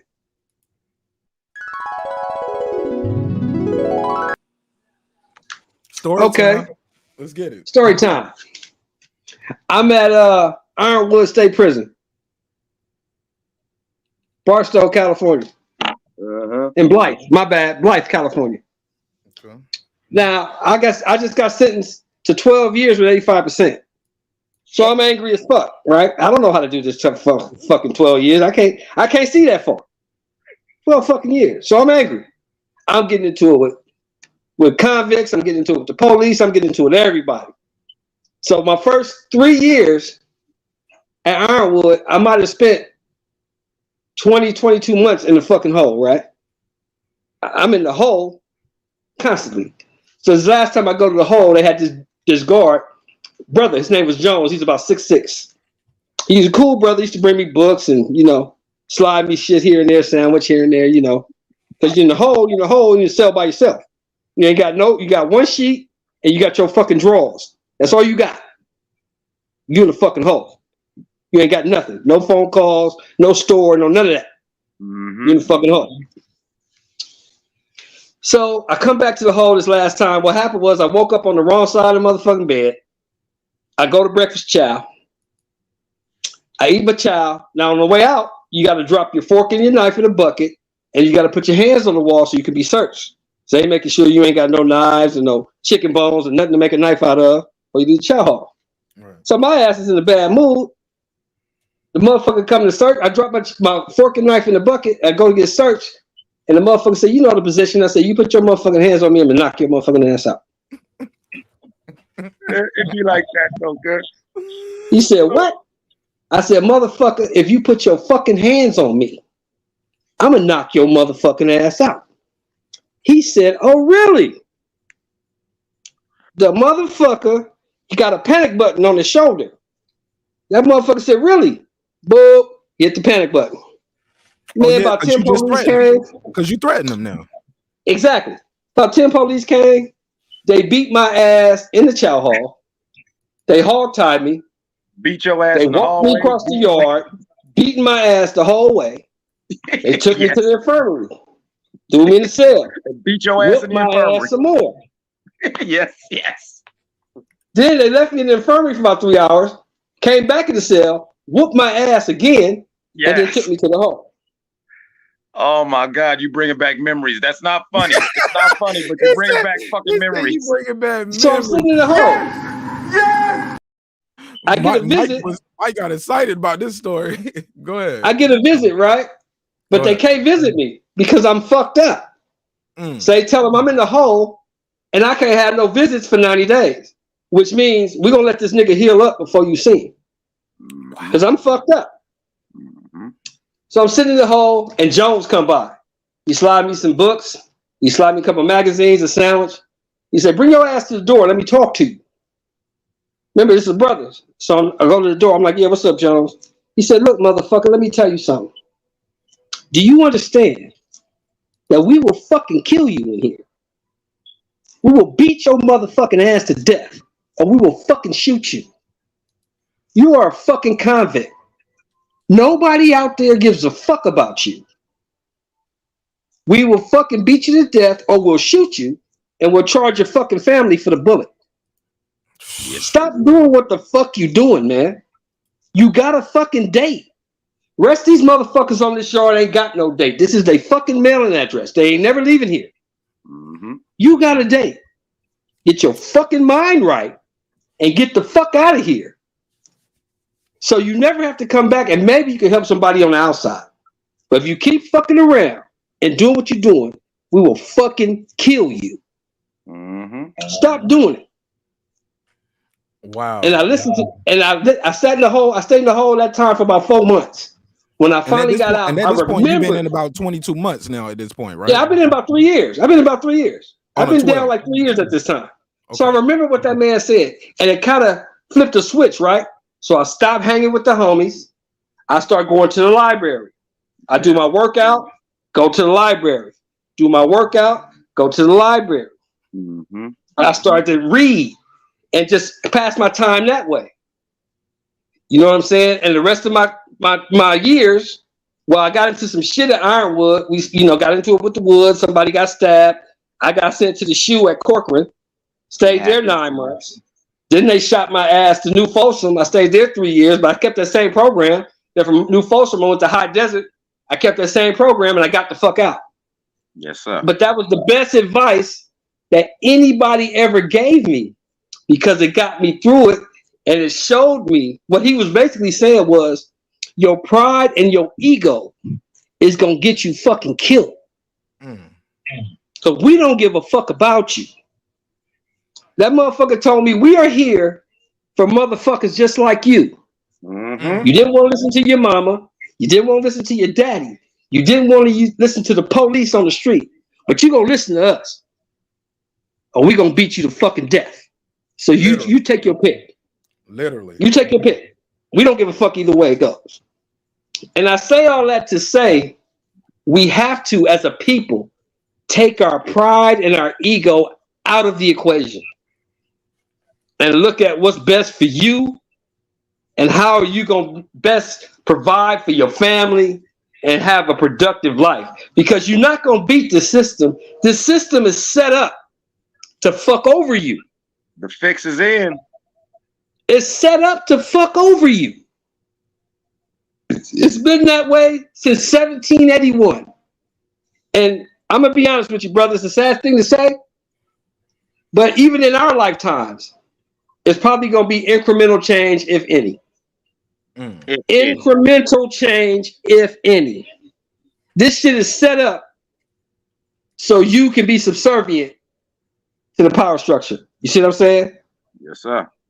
We got to get more people on the inside in positions to make change. We don't have that right now. So that's why black people as a whole, we got to start voting. We got to get involved in local elections. Because see, what happens in that White House, whoever's sitting in the White House, it doesn't affect people like you and me. Because it doesn't matter who the president is, the amount of taxes they take out of my check is the same. No matter who's sitting in that motherfucker. It doesn't affect us. But local elections, city councilmen, DAs, judges, mayors, people that are your aldermen, your city council leaders, those are the motherfuckers that affect you. Your state senators, you know what I'm saying? Your house of legislation in your state. Those are the elections that affect you. Who gets hired, who gets fired, who gets raises, how much money you get allotted for schools. All that shit affects us. So that's the shit we need to be focused on. Fuck the president. Man. Shout out to Omega Courtney. She said, fuck voting. We need to start running for office. Shout out to her. And she's if you got a chance, sister, pull up and you can tell us your journey real quick too. She's actually a former elected official herself. Facts. She's telling the truth though. She's telling the truth. Yeah. All right. Well, man, that's it, man. What she's saying is deep, man. And thank you for your sharing, Brother Moore. Like, people don't understand how real it is. I tell people all the time, They don't understand when you get behind them walls how fucked up it is. Trust me, Man. I felt your pain. I wasn't laughing at your struggle. I was laughing because I relate. As somebody who had to do over 8 months in AdSeg, I was AdSeg for over 8 months because I was out of state, didn't know nobody. I'm not a big dude. I ain't no hoe, but I ain't no big dude. And so I'm running around there just, I feel like, and so I'm young thinking like, you know what? If I go ahead and, you know what I'm saying, put something in a couple niggas' necks, everybody's going to know, leave my butthole alone. Damn it. Facts. And so I went in, you know the mentality. I went in the box every. Sit your $5 ass down before I make change. You goddamn right. I was on bullshit, Mark. I was on bullshit. I don't know nobody in this state. And goddamn it, I don't even care if you claim the same gang I'm from, nigga. You ain't from my set or my charter. Don't talk to me. If you wasn't an old head, I didn't even talk to you. You was like Pinky on Craig, like. No! Oh shit! Say it again. Say something else. Oh.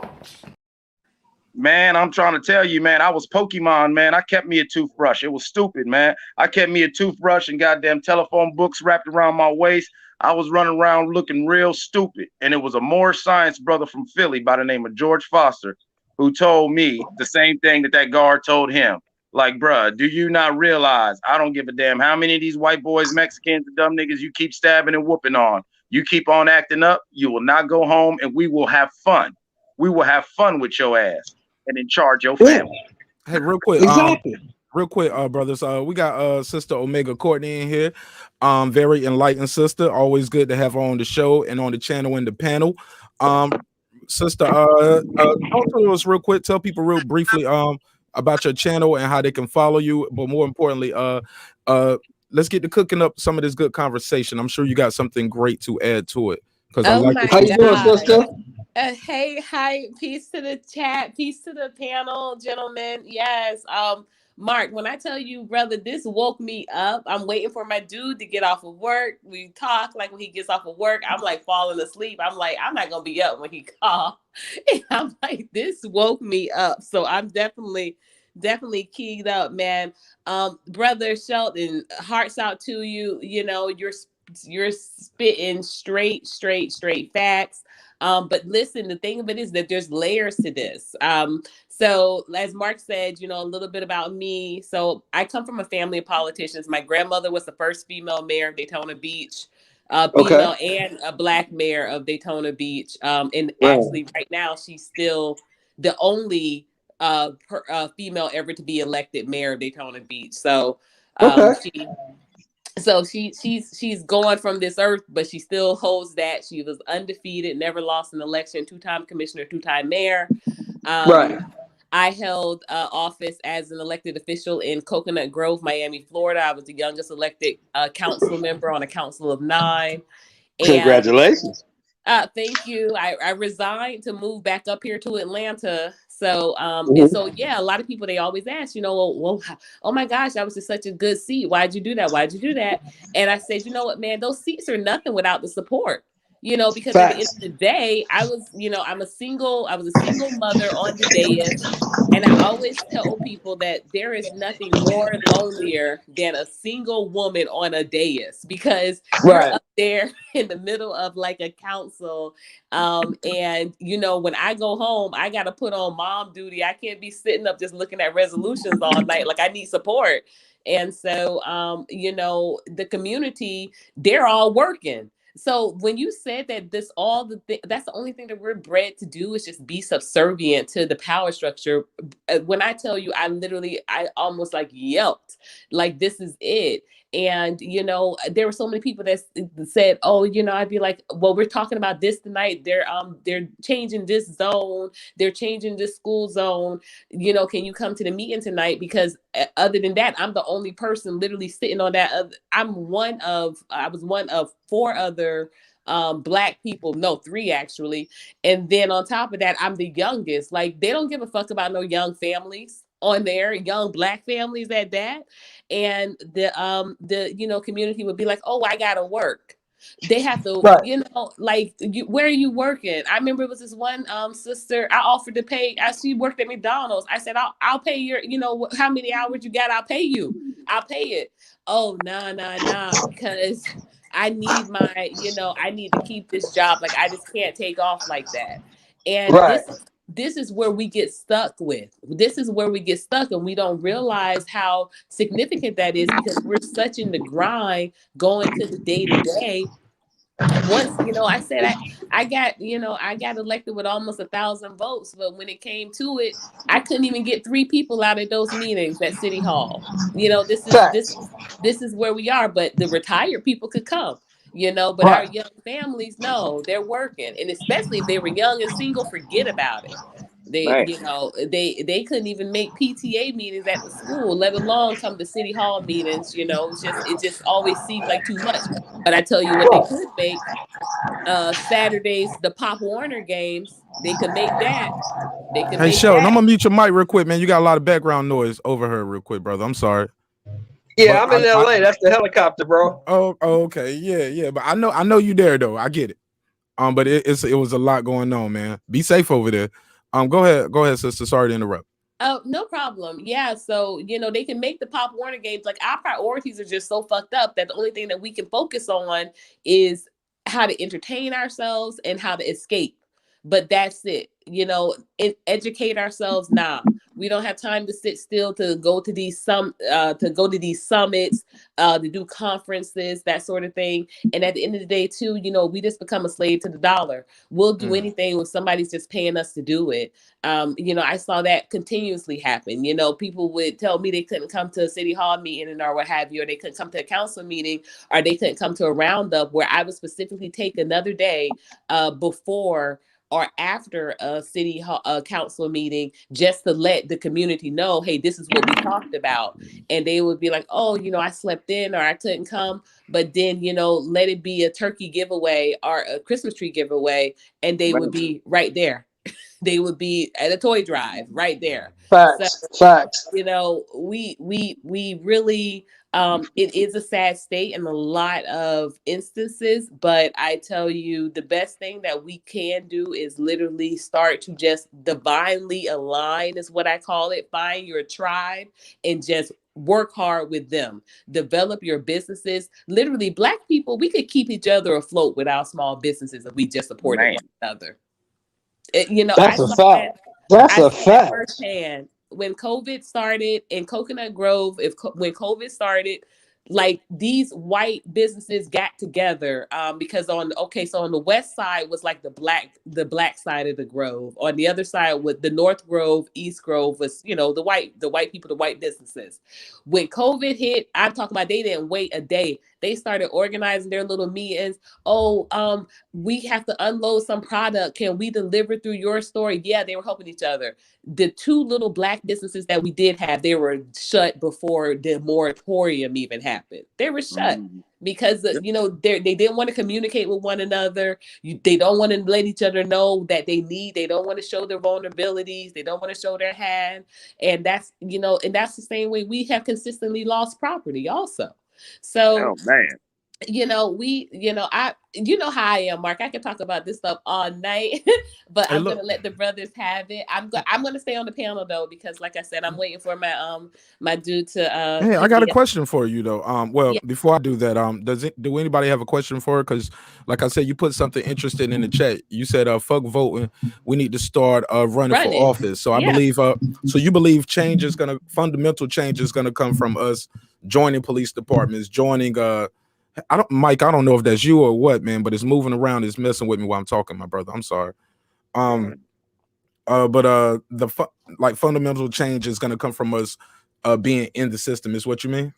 yeah, absolutely. Okay, so it's funny that you said the first thing you said was police officer. So my dude he's a former police officer. He got relieved of duty a few years ago or what have you, and we were literally just having like a discussion last night about he was just like saying how so much of it is bullshit. Like he was like he would never go back, even though his dad's still a chief and of police or what have you. He was like he would never go back to it. He's not ever interested in going back to it.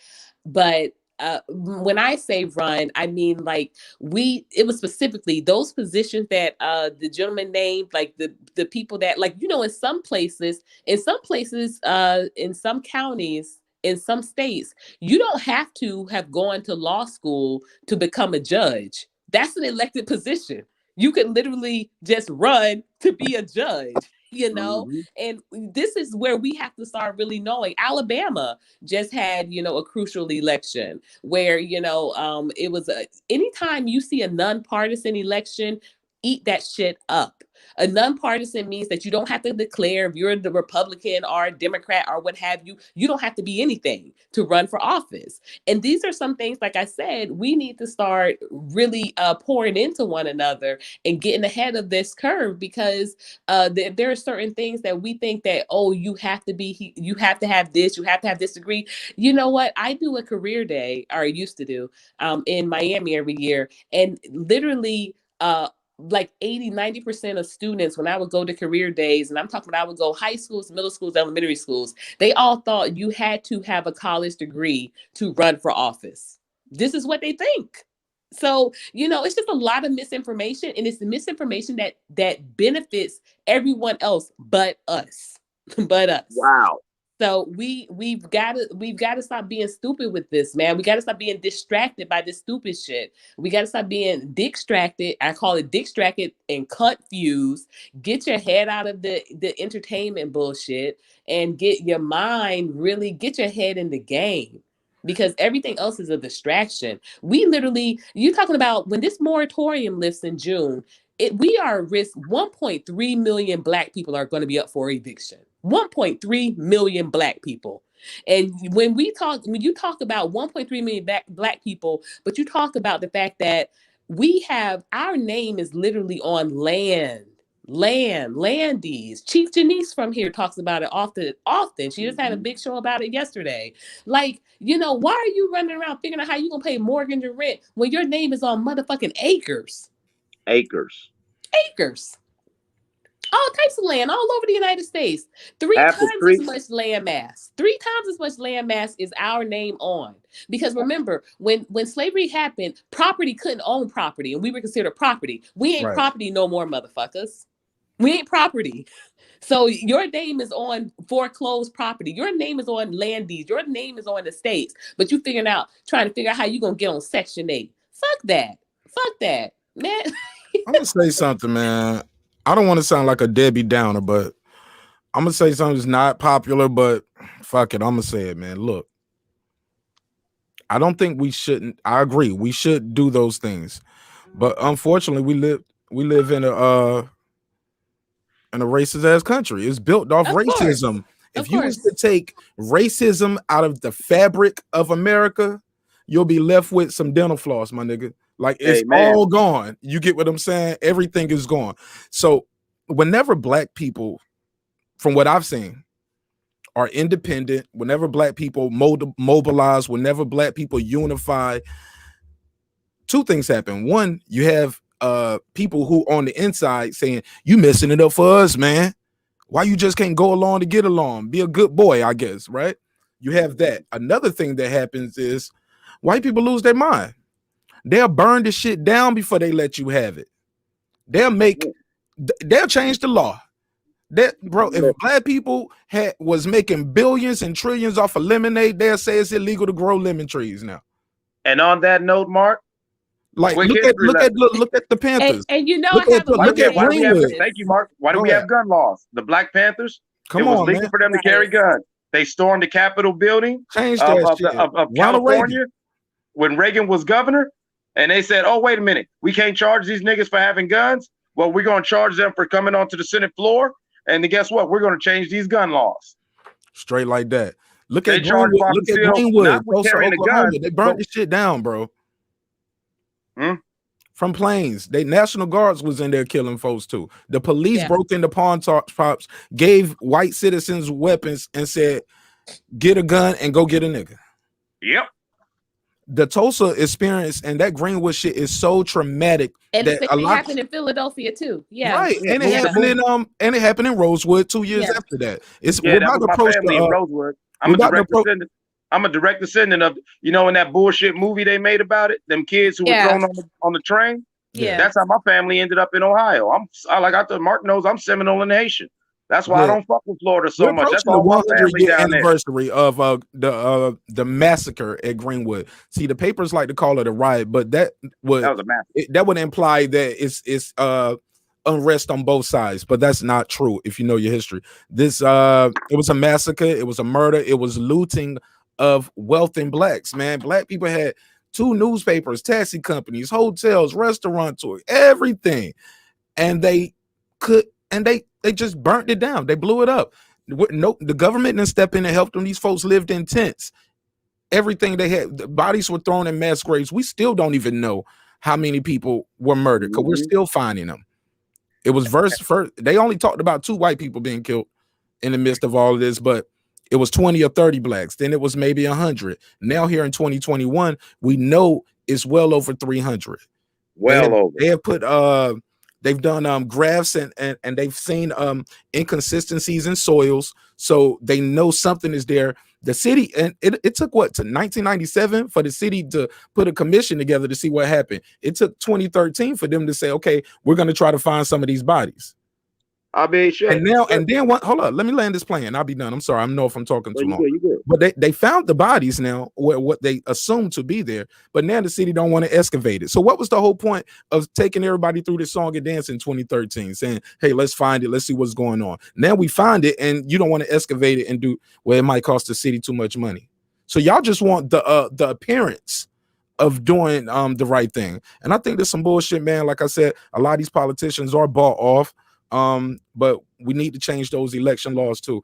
I always stand on that soapbox. You already know how I give it up on that, and money and politics, and how politicians are gambling and in stocks on the same companies they regulating. It's insane. Right. But I passed the mic though. Tank, pull up, Tank. I already know Tank gonna drop a jewel. He's definitely a intellectual brother. Love to have him on. He disagree with me sometimes, but that's my man, 50 grand, and he can't do nothing about it. But yeah, that's another part too. We can't, even with being in office, the reason why politicians will continue to get bought off is because, again, if you have no support, like, you know, what happens is you quickly kind of you quickly become acclimated to understanding, okay, well, who needs that type of who needs that type of support? Hey, type of support. Hey, Omega, So you got a little pushback. I'm sorry. You got a little pushback from Tank. He was basically he said if we run for office but tell people fuck vote, and then how can we win if we without people voting for us? So I get what he's saying here. I think he's I gonna didn't pull say fuck vote. I said we needed layers. We need to be No. I think maybe he was reading your chat earlier. You was like fuck vote and we need to start running for. I know what you meant though. You didn't mean it literally, but you was like, don't just say we're gonna vote. We're gonna vote. Right, because we ain't did nothing but voted ourselves. You know, we vote ourselves back in the same policies in the same corner. You know, what we need to be doing is, like I said, it's layers to this. It's that voting can't be the end all be all, because, you know, if it's people that aren't, representation is everything, and it's people that don't represent our values. Like I said, you know, I sat on the council, and I was the only young parent on there. So, you know, here I was I was advocating for things like getting free pictures, you know, instead of having to pay for pictures. Like, when did that shit start happening that you have to pay for school pictures? Remember, we were going to school, you didn't have to pay for school pictures. You know, that's facts. Like, that's facts. You know, we have to pay for school pictures, and I'm like, here I am, a young single mother. I don't have, you know, the money to be paying for school pictures, and still picking up yearbooks at the end of the year, and still doing club fees, and still doing.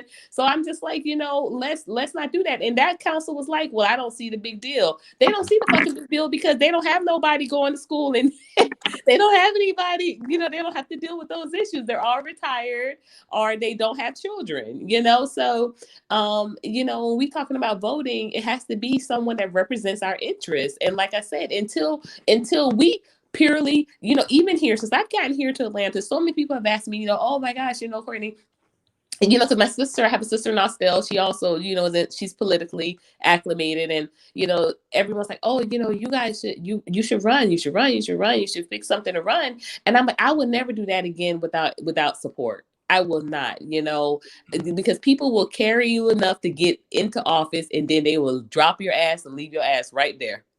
by yourself on that day. Yeah, so you're in the office, but you don't have the power to move or change anything. That's it. That's it. And then they looking at you like, why don't you? Why don't you? And I'm like, well, the same reason why you can't come out to a meeting. You know, I have kids in school too. I have to go home and do homework. I can't sit up and look at all of these, you know, look at all of these nooks and crannies to figure out, you know, how to go lobby for these things because I have to go. I have to, you know, And have my unfortunately, children too, in bed Omega, too. a lot of people don't communicate with their local officials. They just sit around and just say, "Hey, it's fucked up around here." It's And fucked then up, and and they then and blame then you. they'll say, "Hey, you didn't do nothing. Why would I vote her back in?" But we're like, "Well, I didn't even know your problem. You didn't communicate. We don't. I mean, let's keep it a buck. Who really emails their congressman or mail? Who's ever really wrote a letter to the president? A lot of people don't do that. Right. People don't even know who their local alderman Elected is officials are or city council. correct. Man, that's very deep right there. Let me say this real quick. I got to do this cash out shout out. Shout out to Gary. Thank you for the cash app, sir. Senior. Thank you for the cash app, and Tina. Thank you for the cash app. All three of y'all. I really appreciate the love and support. I don't take it lightly, and I don't take it for granted. But we can go ahead from there. Yeah. Go ahead. Go ahead, brother. No, go ahead. Well, my thing is twofold. One, I can totally empathize with you, sister. I know when I spent my 7 years as a worshipful master and high priest within my area, we tried to do a lot of things locally through the Masonic Lodge, just for the community, and it was the same thing that you're talking about. These are things that affect these people. These are things that benefit y'all, but I couldn't get you to come out. You bitched about, you got blah, blah, blah, blah, blah, blah. We brought people, we spit the bread. We brought people to the community. We brought the community leaders and everything, but you couldn't get people to sit and talk. Now, with that said, I do believe running for office is a key, but I don't think that is the solution. Solution is sovereignty. As Mark said, we've got to remember what this nation is, the history of this nation, and we've got to understand that as long as we try to operate within the confines of someone else's house, we still have got to play by their rules, and we've got to understand that America is not their house. Not to get too deep, remember, a lot of us black folks, we're not even African. This is our land, Native American. Exactly. You know what I'm saying? We've been here, we will be here, and whatever. And me personally, I've always pushed for, I think more black people need to do like them brothers in what town is that in Georgia where they bought all that land at, Mark? You know what I'm talking about, where they got their little village going on. You feel what I'm saying? Yeah, Blackville. Yeah. No, I just made that up. I'll find it though. Well, but yeah, no, we need it's to do called more. Freedom Town. Freedom Town. Yeah, we need to do more shit like that. I really do believe that my ancestors laid down the blueprint when we set up the Maroon Nation in the 1800s or whatever. And people forget, they take it out of history. We had a sovereign black nation that stretched from Haiti all the way into South America, all the way into Canada. That's why Chicago was founded by Jean-Baptiste. You know what I'm saying? Because General Jean-Jacques Dessalines sent his warriors after he defeated the French, British, American, and Spanish ass. A former slave whooped all three of the world powers. And the he did, instead of trying to beat on his chest, is he sent his warriors and emissaries out through the whole Western diaspora, freed the Colombians, freed all these people, and set up independent, sovereign places. And I think black people need to really start pushing to that. Of course, it's going to take time, but I really think that it would be lovely to see a group of melanated peoples within America who are given the same rights and privileges as Mormons and Amish. And until we can achieve something like that, we really can't really claim our own identity, because at the end of the day, we live in a capitalist society. Bills don't pay themselves. And as militant and as active as you want to be, you got to pay these bills. Look at what happened to the Panthers. It was hard to get them brothers to run around LA in leather and berets when their babies are crying, especially when CIA got good dope that's cheap. Bro, if you can't feed people, you can't lead people, man. Shout out to Bobby Glanton Smith. He said that. Let me get your take on this, Sister Omega. I know you're busy. You got a lot going on, a lot glowing on. What do you think about the the verdict, and the sentencing that's probably coming up, do you think they're going to throw the book at Derek Chauvin, or is he going to get the 12 or the 40? What do you think we're looking at? I think that honestly, that's just I'm just so like really over people calling this justice. This is not justice. It's nowhere close. It's like, even with, even when people would say, oh, justice wasn't served for Trayvon Martin, because, and I said, no, justice wasn't served for Trayvon Martin because George Zimmerman got off. Justice was not served for Trayvon Martin because his parents, aren't able to see him, whereas George Zimmerman's parents are still able to see him, whether he would have gotten found guilty or not. Right. They can go visit him in jail. Exactly. That's not justice. Like, I'm not even fazed by this verdict, to tell you the truth.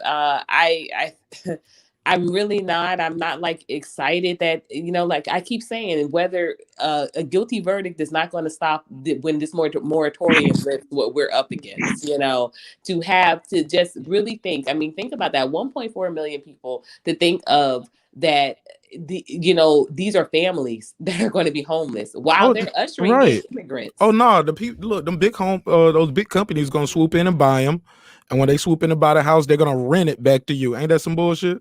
Oh yeah, no, I was just about to thank you, Mark. You took the words out of my mouth. That's exactly what they gonna do. And what happens then? That makes the property value go up in there for the other houses that they do own. That's why people do that, because it's less houses for sale. So and they've done this before when the market crashed. It's some bullshit. That's what's going on in my city, in Youngstown, Ohio. Right now, we've got a lot of blight. We've got all this on, but honestly, right now, what I'm saying, like if you look, they're like, oh, it's the best place to buy a home. Man, I'm telling you. They've been saying that for 10 years. All sorts of rich companies came from all over the country, bought up a lot of homes out here in Youngstown. And yeah, good luck trying to get into one. You feel what I'm saying? Good luck trying to get into one. I mean, I've been seeing that too, about how the housing bubble and things like that. And that's another thing too. I think that, and I definitely hear you, brother. Cooking with sir, that you may say we don't know how to run our homes, but I promise you, there's a lot of people. Listen, Stonecrest, as Mark can tell you, that's 99% Black. They're running their homes just fine. One of the highest property values in the state. Stonecrest, 99% Black. So you have to speak for yourself when you say that. We can't, when we're talking about the Black culture, the Black community, we are not talking collectively anymore. We're talking, different vibes, different tribes. I've lived a lot of places all over the United States.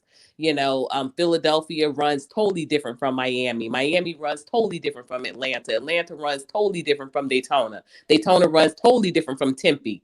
So Arizona. So we're not collectively speaking here. So when you talk about that, we don't know, we couldn't run our government. Speak for yourself.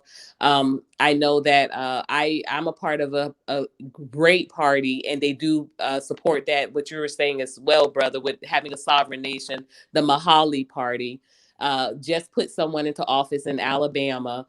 And just really, we've got to get structured. We've got to get disciplined. If that's what you want. If you don't, then like you said, continue to just be a part, going to work 9 to 5, relying on your check to come every other week. I get it.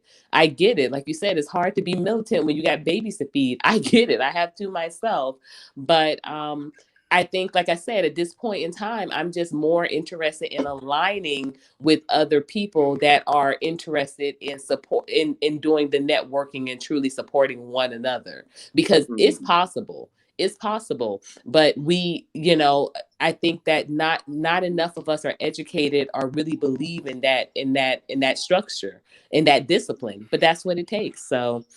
And you hit the nail right on the head, sister. See, a lot of people, what I see is a lot of our people, we want certain things, but we're not doing what's required to get it.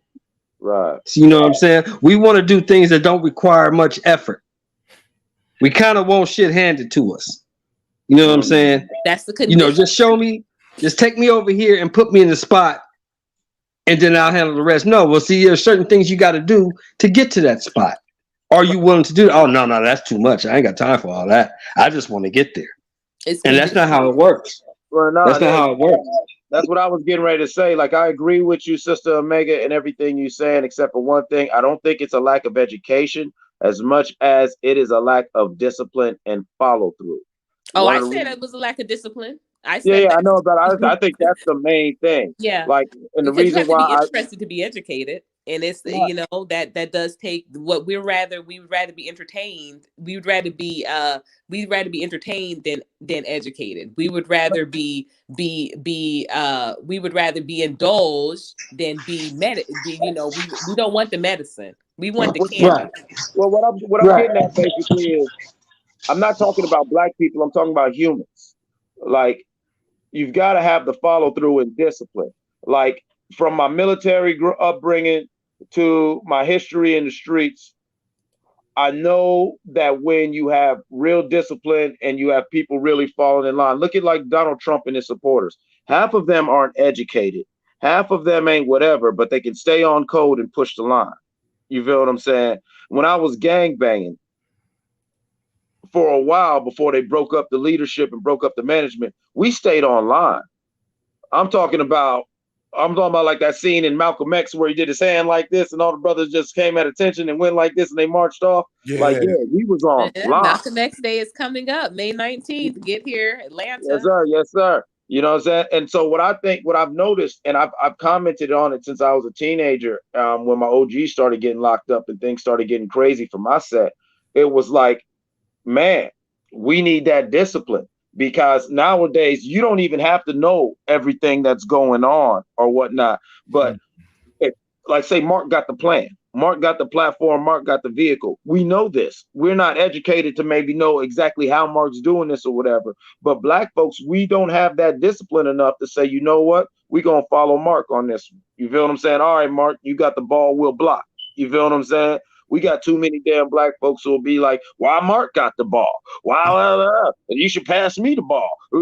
They don't even understand why Marq has the ball. You feel what I'm saying? We don't have that discipline to fall in line. We don't have Pride, that. Look at and ego. Exactly. Pride and ego. Look at when Barack Obama got elected. You feel what I'm saying? That man wasn't even inaugurated for 12 hours. And the first thing you saw on the internet, it was black folks talking about what's he going to do for us. Let that man take a shit, take off his shoes and loosen up his tie. Like, damn, you know what I'm saying? Because we don't have that discipline to stay on code. And you know what I'm saying? That's why I love, like, a couple months ago when me and you and Ricky Williams was talking about that, right, Marq? You know what I'm saying? Like, just in relationships or in life, black folks don't have that. It seems like something's happened in the 90s, where as a culture and the people in general, because growing up around all the different races, I was blown away by how motherfuckers could stay on code. You get around some Salvadorians, some Guatemalans, some Ecuadorians, you dig what I'm saying? Some Colombians. You get around some Russians, you get around some Jews, you get around some, you know what I'm saying, Japanese and Arab folks. These motherfuckers aren't no monolith. They don't all think the same or whatever, but when it comes to their issues, them motherfuckers is on code. You will, you know what I'm telling you, if even one of them steps out of line, he won't step too far. I'm trying to tell you, I grew up around these motherfuckers. Like I always tell people, when I lived in Hawaii, you've never seen a homeless person outside of, hardly ever see homeless people outside of Asia. Because like when I lived in Hawaii, it was bugged out because like I knew a Korean kid who was taken in by a Vietnamese family. He was homeless, fucked up off drugs. They took him in, gave him a place to stay, gave him a job. Why? Because the family was driving down the street, saw someone who looked like them. The dad pulled him over and his name was Michael Kim, said, boy, get in the goddamn car. Made that boy work. And then after months, he said, no, I wasn't going to have you out there because you look like, I don't give a fuck if you Korean and we tie. You feel what I'm saying? You look like us. You ain't going to be out here embarrassing us. You feel what I'm saying? Wow. Back to what we said about old girl in Columbus. You know what I'm saying? Growing up a gangster disciple when management was really running things, you couldn't run around doing stupid shit, making the set look disrespectful or making the set look reckless. You couldn't even run around and do violence without permission. You feel what I'm saying? Long before the police got involved, that shit got handled because you know what? You had to stay on code. And so we can't get people to stay like nowadays, like on some street shit. Can you get 5 niggas to stay on code moving some dope. If all 4 of us right now on the panel went and robbed a bank and we said, okay, now we're gonna do it like this, don't nobody spend the money for about a year, that way nobody gives no red flags or whatever, would we stay on code? Or would one of us be like, you know what, fuck that, I'm gonna buy this goddamn new car, I'm gonna get this, you know what I'm saying, I ain't gonna trip, but I'm gonna get me a necklace, you know what I'm saying, I'm gonna buy my bitch a ring or fur coat, you know what I'm saying? People don't. Well, you got to remember something too. You got to remember that we've been conditioned this way exactly for over 450 years. I'm getting that. Yeah, you get there. Yeah, that's what we've been conditioned to do. Fight each other.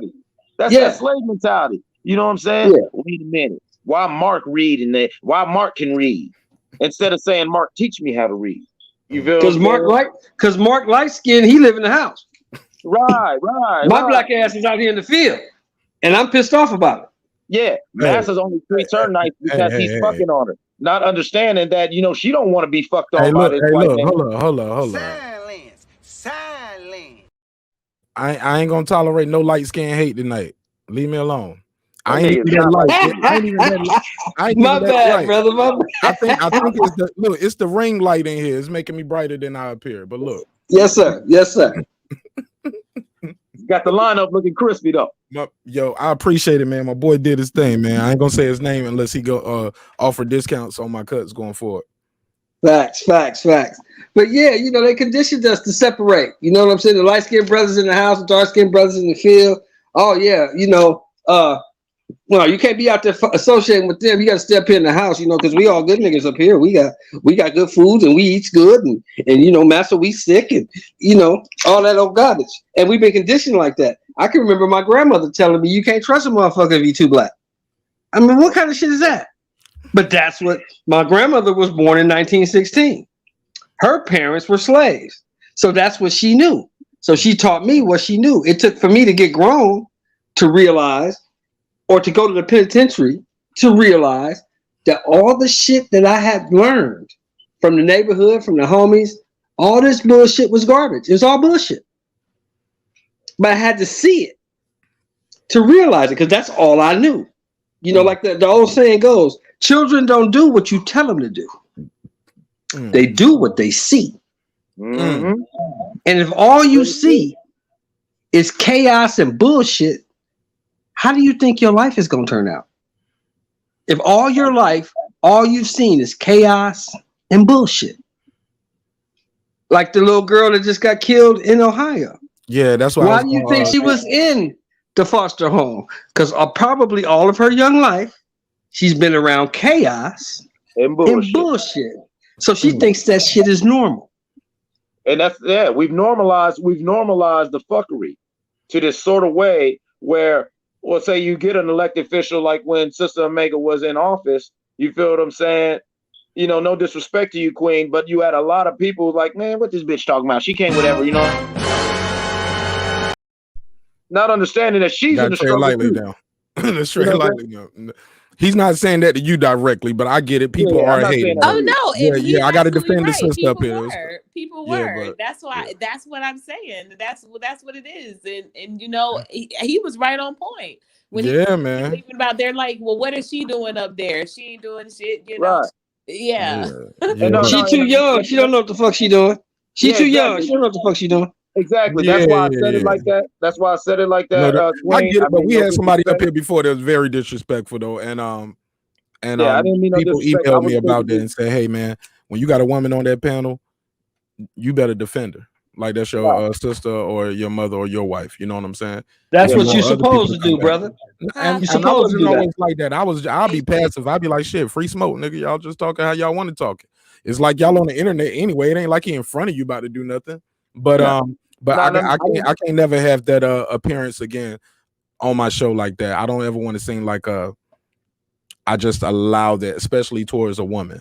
You know what I'm saying? I just can't allow that. But and I know you didn't mean it that way, but that's why I had to vocalize that for anybody. Yeah, that's a respect thing. That's a respect thing. We get that. You're right. Now, I ain't gonna lie. I let the B words fly all the time.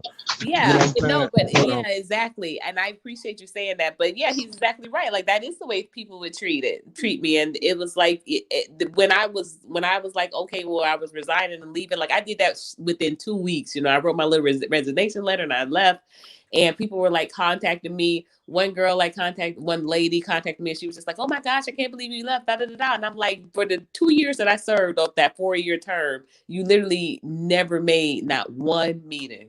And every time when she asked me to come to her school for a parent teacher conference, she asking me to come, not her child's father, me to come, I would go with her.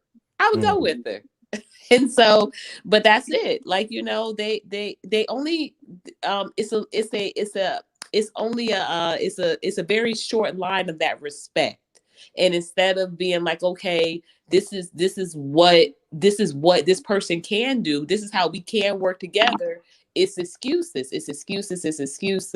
Yeah. And you know, but I said for people that want to be a part of that continuously, if you want to have any type of change in there, then it's going to have to be a turn of the it's going to have to be a turn with not just voting but also running and holding positions. But I agree wholeheartedly with what you're saying, brother. It's got to be a sovereign, it's got to be an independent, because and ultimately that is what also Malcolm also stood for as well. And I tell you, if I'm nothing else, I'm definitely a student of Malcolm X, and I feel the same way. I feel that we absolutely could do that with aligning and being in solidarity with that being a movement. But again, it's always going to be some people that want to stay within the structure. They're very comfortable, they're very conditioned, and that's got to be okay too. I think Hold on. yeah, go ahead. I'm sorry. No, go ahead. I'm sorry.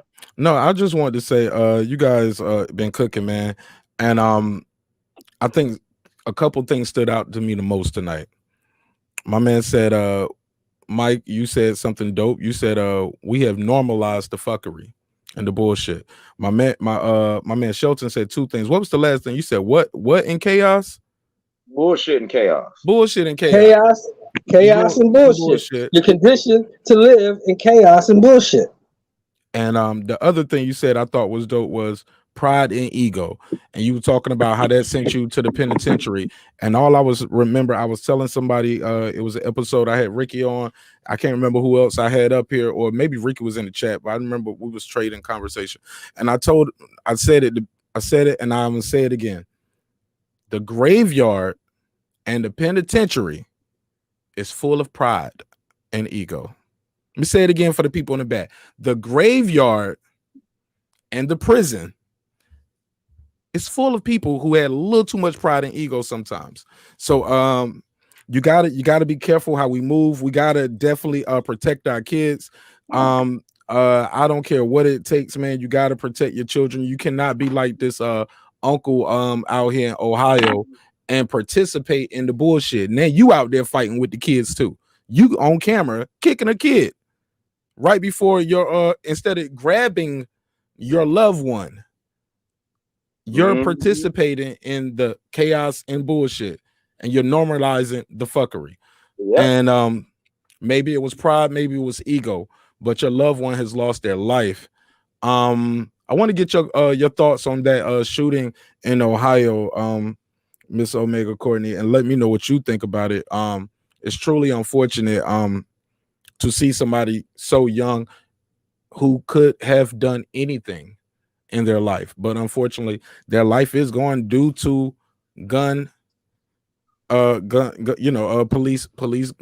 police I won't want to say police murder, because I didn't see Brutality, it. right? Because that's And not what. I don't even want to say it's police brutality, but Yeah, that's gunfight, what I said. but Yeah, gunfire. Yeah. You know what I'm saying? That's a sad way to die. You die in the midst of violence. Yeah. And so I don't know if you saw the clip, but I did. Can you give me your thoughts on this? First and foremost, you're of course, if anybody losing their life in the midst of violence, the first thought is not, okay, well, how were they at fault?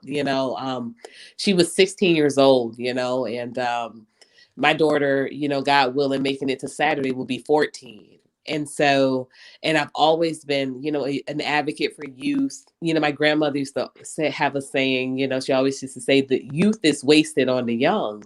And I never really understood what she meant by that until, I had children, and I see how, my children can be kind of not realizing what decisions and how they turn out, how that can change things, and just continuously pouring in them, continuously praying over them.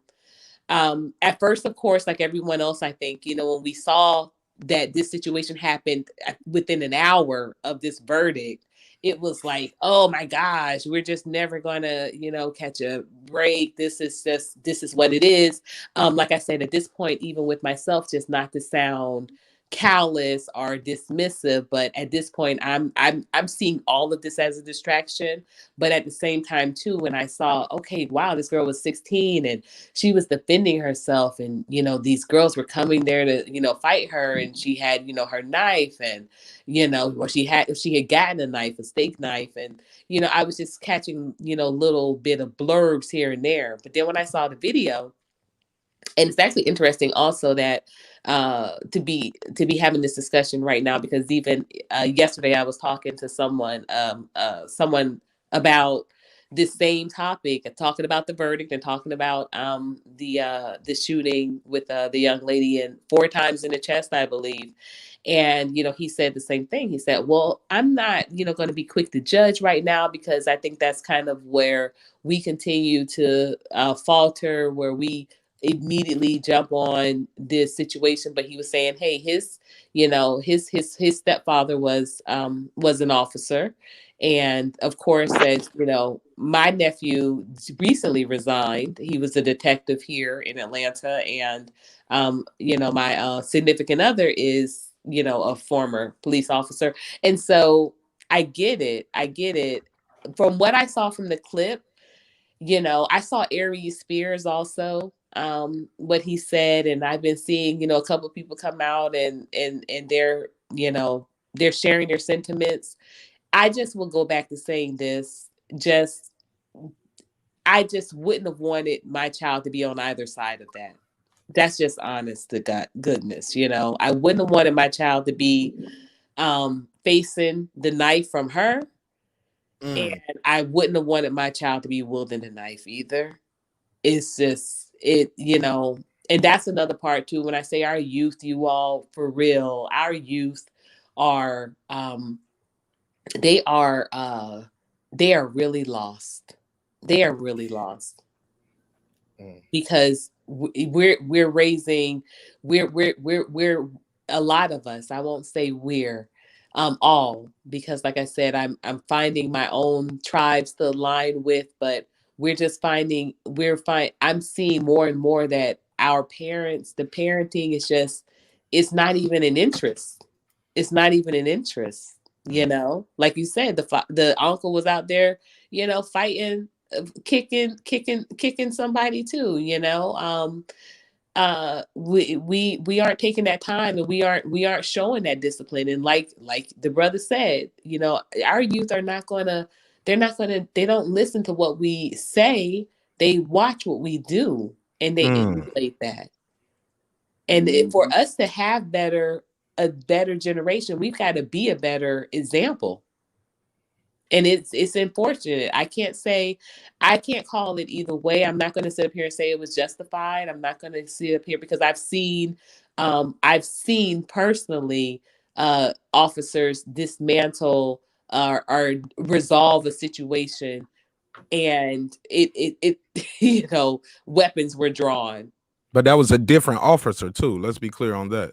Everybody Right. is different. That might be different officer, different state. A lot of times people will say, well, they did this different and I was like, but that's a different officer. It That's a is. different It's judge, different different. county. So Yeah. but Different. and I try to judge everything by case scenario, but it is nationwide disproportionately people of color. I know some people don't like, don't say true. people of color, say black people, but it's not just black people, it's poor people, really. It's poor people. Poor Yeah. Spanish, poor When we black. say POC, just say poor. But here's my thing though. Go If ahead. you look at what clip was released, now we're not We don't know if it was manipulated or not. But what else was he supposed to do? I gotta take this call. Hold on, y'all. Yeah, but for those who didn't see it, I'm gonna just run a little bit. I'm not gonna show when the why she's laying there fighting for her life. I'm not gonna show that, but I will show what led up to it. This is him out of his car. Yeah. What's going on? What's going on? The girl in the pink, if she was an aggressor before, at this point, she's not. Like I said, I was listening to Roland Martin, Monique Presley. They was like, yeah, they're trying to fight them off their property. The police are here now. Let the police handle it. Right. Nobody is fighting. It's not like they walked up in the midst of the fight. No, they're gonna charge and start this now once the police here. Now that girl got her hand in her pocket. Okay, now she got a phone in her hand. They're gonna blur her face out. Now that uncle or whoever he is, he starts off hugging this girl in the white shirt. He's hugging her from behind. What's going on? And now this girl is attacking. And he is about to join in instead of grabbing his loved one. Right. And she's down. The police is saying, hey. Monique Presley, a lawyer, is trying to defend it. She was like, yeah, she's down on the ground. We don't know if she was the aggressor or not. She came to the she's not the aggressor now. She's on the ground. You have a knife and your uncle is kicking him in the head. You get what I'm saying? Right. Now the weapon is out. And she's done with her. Now she's on to the next. He's going to deliver a foot strike to this girl head, who's probably a child. Clear cut. It's frozen right there. You can see it. He's attacking. She's attacking. They are the aggressors at this point. You're not letting the police deal with it. You have a weapon. All right. And for those who saying, well, it wasn't a butcher knife, it was a steak knife, man. People, you can kill somebody with a screwdriver and a spoon. You know what I'm saying? Yeah. I tell people all the time, my wife's grandfather was stabbed in the head with a screwdriver trying to intervene in the neighbor's domestic violence disputes, trying to help the lady out. Wow. Yeah, died on the scene. That man's doing life. He's dead, and she's probably dating somebody else. You get what I'm saying? Or married somewhere else. So that's how life works. These people could have stayed in the house if they were the ones to call the police. Unfortunately, you don't have to be out there in the midst. Right. And now her uncle, as you can see, he sees the cop with the gun out. He's backing up. And the girl is gonna keep going. He's gonna say, get down. They were trying to defend the get down, as in, well, he could have been talking to anybody out there. He's talking to the person with the knife, and everybody knows that. Because even by your logic, that means, okay, nobody complied then. No, man, this girl has been down at his feet. The uncle is coming. He don't know if the uncle gonna attack him next. I can't let y'all take the gun from me and kill me with my own gun. We don't know what's going on, but we do know you guys are fighting now, and you have a knife. The girl is, and that's about it. It's truly unfortunate. It's truly sad, and it's sad it's so many things that's sad. But like I said, if that was my daughter in the pink, I would be I ain't gonna lie, y'all don't want to hear what I would say or how I would feel if they had baby Nash pinned to a car with a knife, or if that was my other child that just got kicked in the head. You get what I'm saying? You got folks. Like I was saying, sorry you guys, I had a phone call, but like I was saying before that, what was he supposed to do? He's trained to eliminate the threat that's threatening another life. The girl had the knife and she was finna stab that other girl. What is he supposed to do? He's supposed to defend life and defend himself if his life is in danger. That other girl in the pink, her life was in danger because that little girl was on one. She was finna stab that girl. So tell me, logically, people looking at this video, what was he supposed to do? Yeah, man. They said I've heard people say, well, he could have shot in the leg, and I tell people, no, yeah, they're not trained. They're not trained for that. Yeah, they're not trained for that. They trained to shoot center mass. Yeah, but not even just that. The reason for drawing away. If I'm doing leg shots, I'm a bad cop. If I was to shoot him in the leg, because how can I say I fear for my life and I only shot him in the leg to wound him? Or how can I say, hey, that person was about to die, so I shot that person in the leg? No. What if you miss? What if you miss? You're not aimed to shoot. You're not trained for that. The silhouettes that you're for marksmanship don't have legs on them, man. And they're black. How about that? I told somebody else that too. I was like, look, those silhouettes should be green or blue or something, but they shouldn't be shooting at black silhouettes and keep killing black people. That's probably why. They trained that way too. Yeah. I mean, that's deep right there. I mean, like you said, That was like real deep right there. Simple but effective. practice shooting at black figures. You know, that's deep. But then, I mean, we could get on this, but let's stay on the path here. What are we as a people, and how are we living and moving and doing that are allowing ourselves to throw our own necks in the noose? You know what I'm saying? You can't. Now it's messed up. Yes, they out there. Yes, they lynching us. But this ain't like how it was back in the days where you're just getting snatched up by the spook hunters. You feel what I'm saying? Because you walking home and it's out and dark. They don't know nothing about that. They don't know nothing about that. It's a little bit before their time. They gonna learn. They gonna learn. They gonna learn. But now we in a position where we are metaphorically going to the Klan rally. We are tying our own nooses, picking out our trees, going up to these white boys, say, you know, that's a good sturdy branch. That could hold me up. I think that'll be a good branch for me right there. You know what? I don't want to hang from the magnolia. Go on and put me on the sycamore tree. And we do it with such pride. Some of us, like them girls, unfortunately, in Columbus, threw themselves, you know what I'm saying, at the mercy of the state, i.e. these white folks, with their chest puffed out. Like they really did something behind some borrowed clothes, so you say. No, I don't know. I just like, you know, kids, they be fighting over bullshit. You dated my boyfriend, or you borrowed my clothes, or you was talking about me on Instagram. You call me fat, you know, or whatever. You get what I'm saying? And here's a question, Mark. Nothing. Here's a question, Mark. Here's a question I got. This is clearly this knife is wielding. Look at her. She got that girl pinned. Yeah, she gonna do it. And she's on her. And let me ask that you a girl is question. not the grip. That knife is out and it's swinging. But let me go ask ahead, you a question. ask me. Just ask me. But I'll go ahead. I'm sorry. Here's the question: what makes this girl, poor girl who lost her life, what makes her think that it's cool to act like this? That this is okay? There you go. What in her life has shown her that this is the way you handle a dispute or argument? This is how you get in. Where did she learn that from? Because that's a learned behavior. That's not something she was born with. Well, that goes back to the story I was telling about when I was in juvie and listening to that hillbilly berate us, but he had a point. You feel what I'm saying? We grow up like, and once again, there's no attack on say black women, but a lot of us grew up in single mother homes. We grew up with that mom who was yelling out. I think one of the illest things that I've heard from Kendrick Lamar was that Duckworth song on the last song on the Damn album. That first verse with his mama. I beat your ass if you do this. I beat your ass. I beat your ass. I beat your ass. Me and my little cousin sat around. He was going through it with his mom, kicked out his house, living with me for a while. And we talked about that song so much about fear.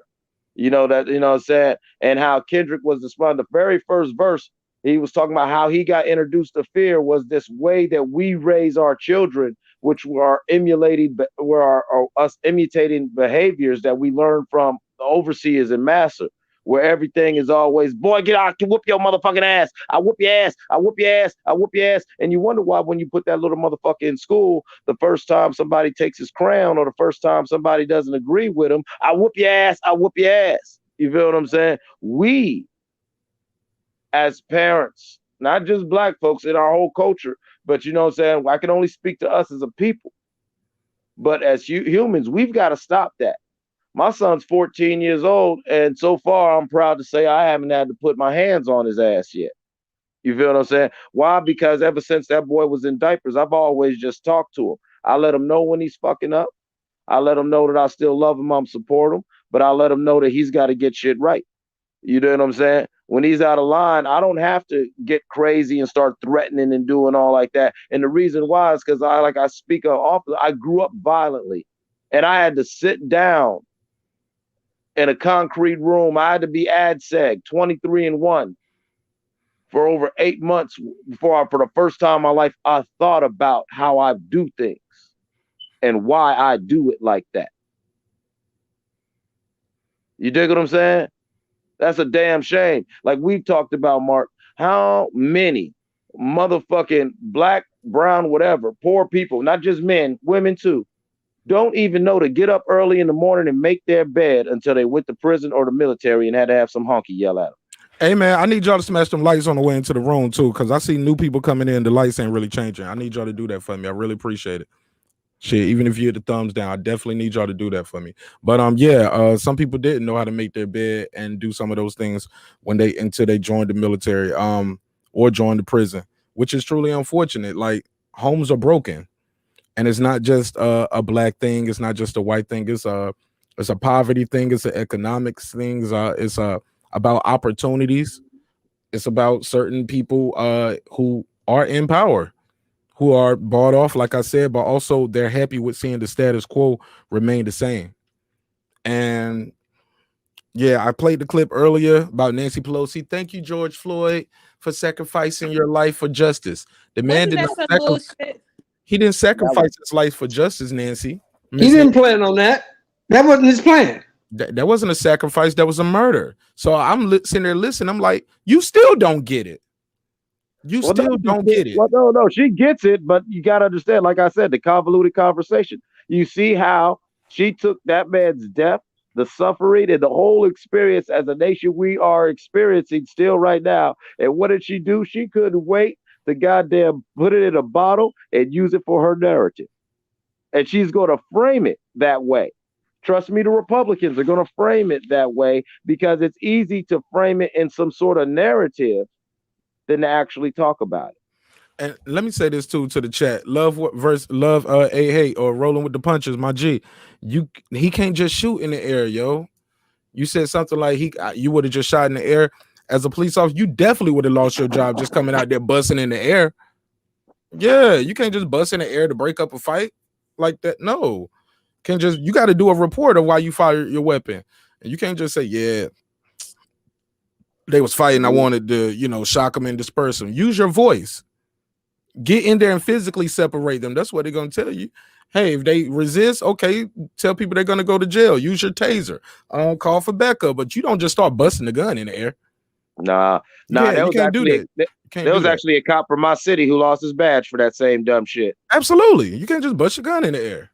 Yeah, because basically he caused a shootout. Niggas was outside the club fighting, and he didn't want to get involved, so he just tried to call himself busting in the air. Well, you know what I'm saying? I'm from Warren, Ohio, 330. We get dirty. Niggas heard busting, so everybody else started busting.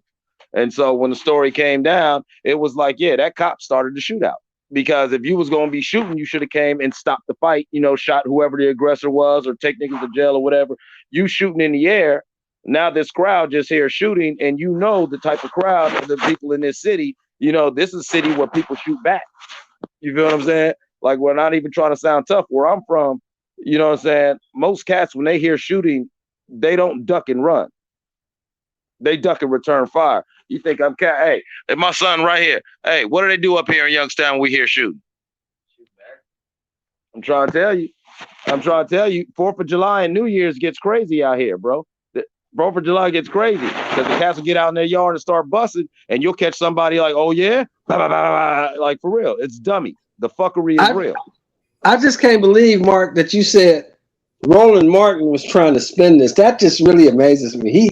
He's too sharp and too educated a brother to do something like that. I don't get it. Me, man. If you haven't watched what Roland Martin's been doing since Bush was president, Roland Martin do be doing a lot of race baiting, and I think Roland Martin might be Boulay. To be honest with you, I think he might be Boulay because some of the shit he does press their line.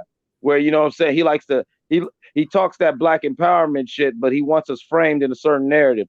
kind of like Booker T. Washington when he told black folks to go back to the farms and just be carpenters and shit.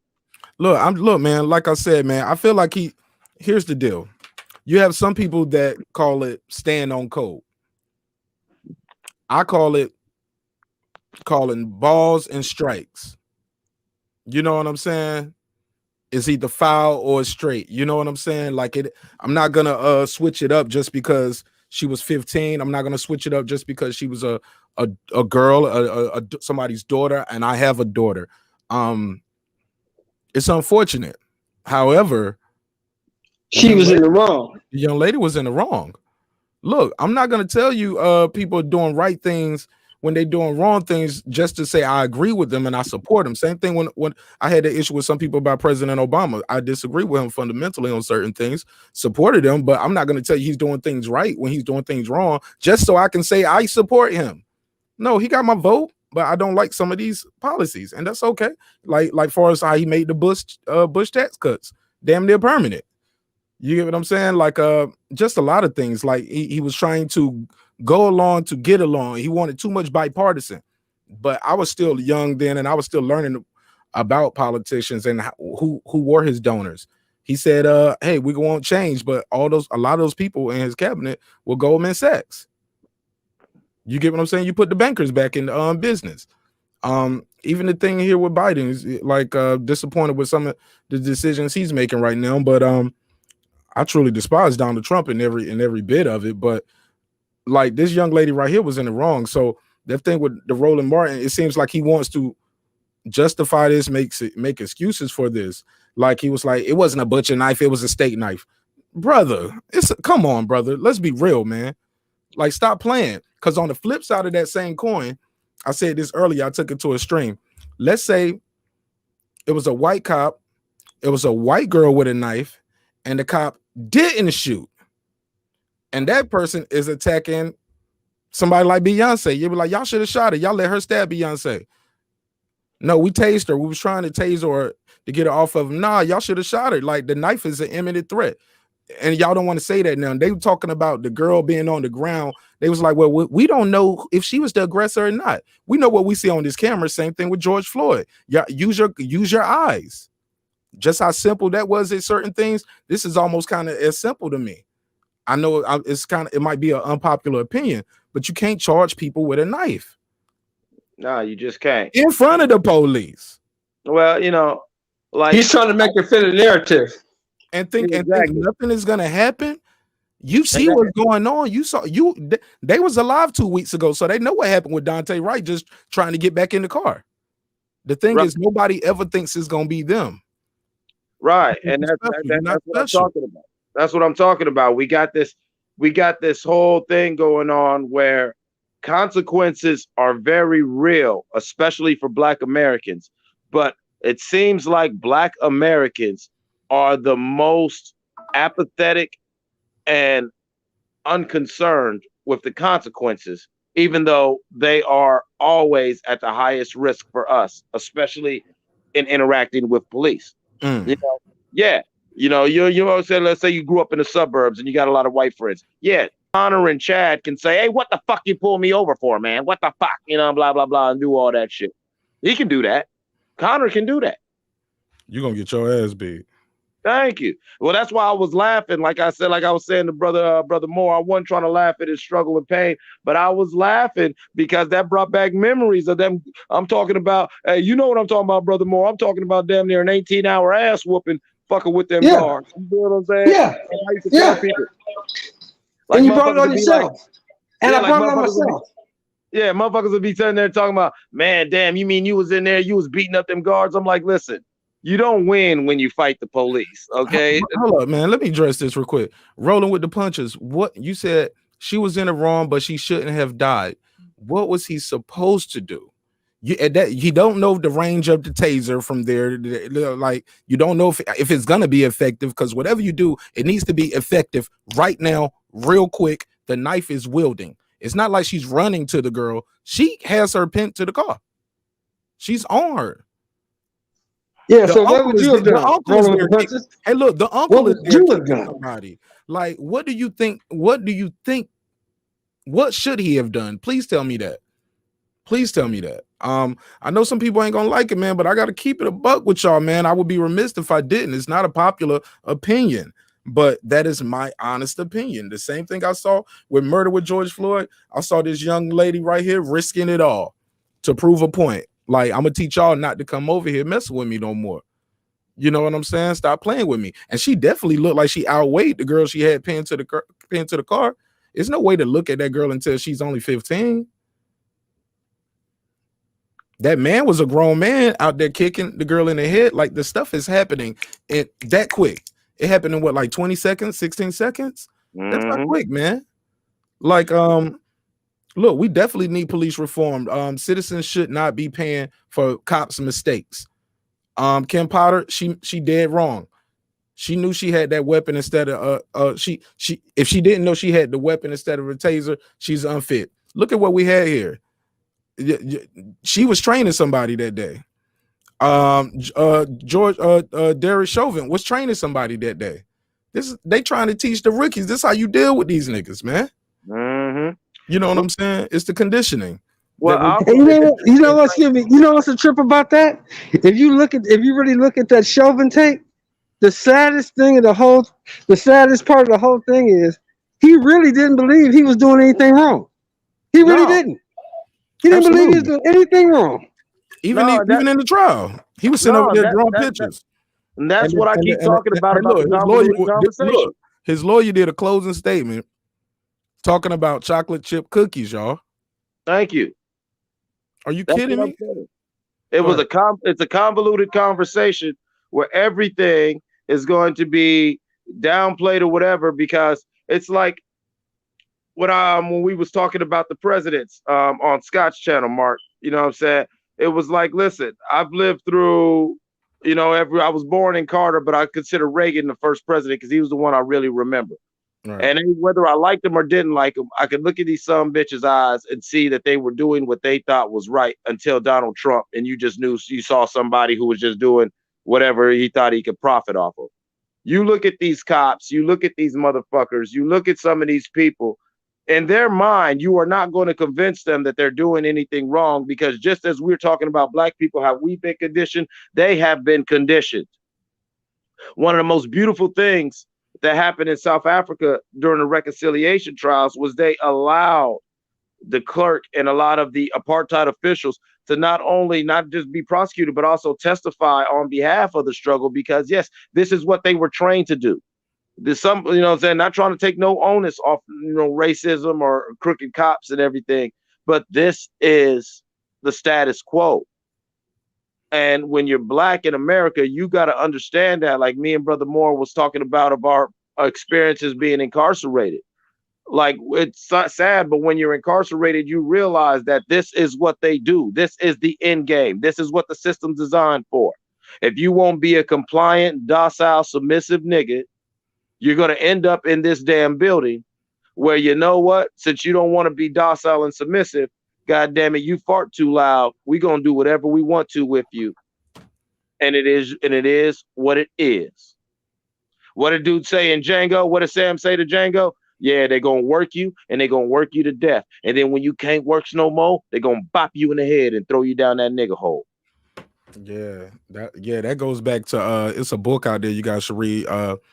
Believe his name. I know his last name is Blackman, and it's called Slavery by Another Name. You can look at it's a good documentary on PBS. They did it as well, but I can't remember his first name. But I did a book report on him in college. But his last name is Blackman, and it's called Slavery by Another Name. And they had vagrant laws back then, and yeah, they definitely had your ass working in a mine somewhere, and they was charging black people with stuff for just spitting on the curb. You would get a life sentence. You know what I'm saying? Because that's how the laws were set up. You have to commit a crime for me to put you back in slavery. And that's how they built a lot of those railroads too. And mining and digging for oil and all those things, man. Slavery by Another Name. Definitely a good documentary. Y'all should check out. Let's go and land the plane on this one. Thank you, Andrew Charles, for the donation. I try not to let the broadcast go to too much over 3 hours, because it gets daunting for people when they look at it. They were like, damn, 3 hours, this is a long one. But shout out to all my truck drivers, subscribers out there, because they were like, hey, We love it. You know what I'm saying? We love those long episodes. Douglas, there you go. Douglas Blackman. Thank you, Omega Courtney.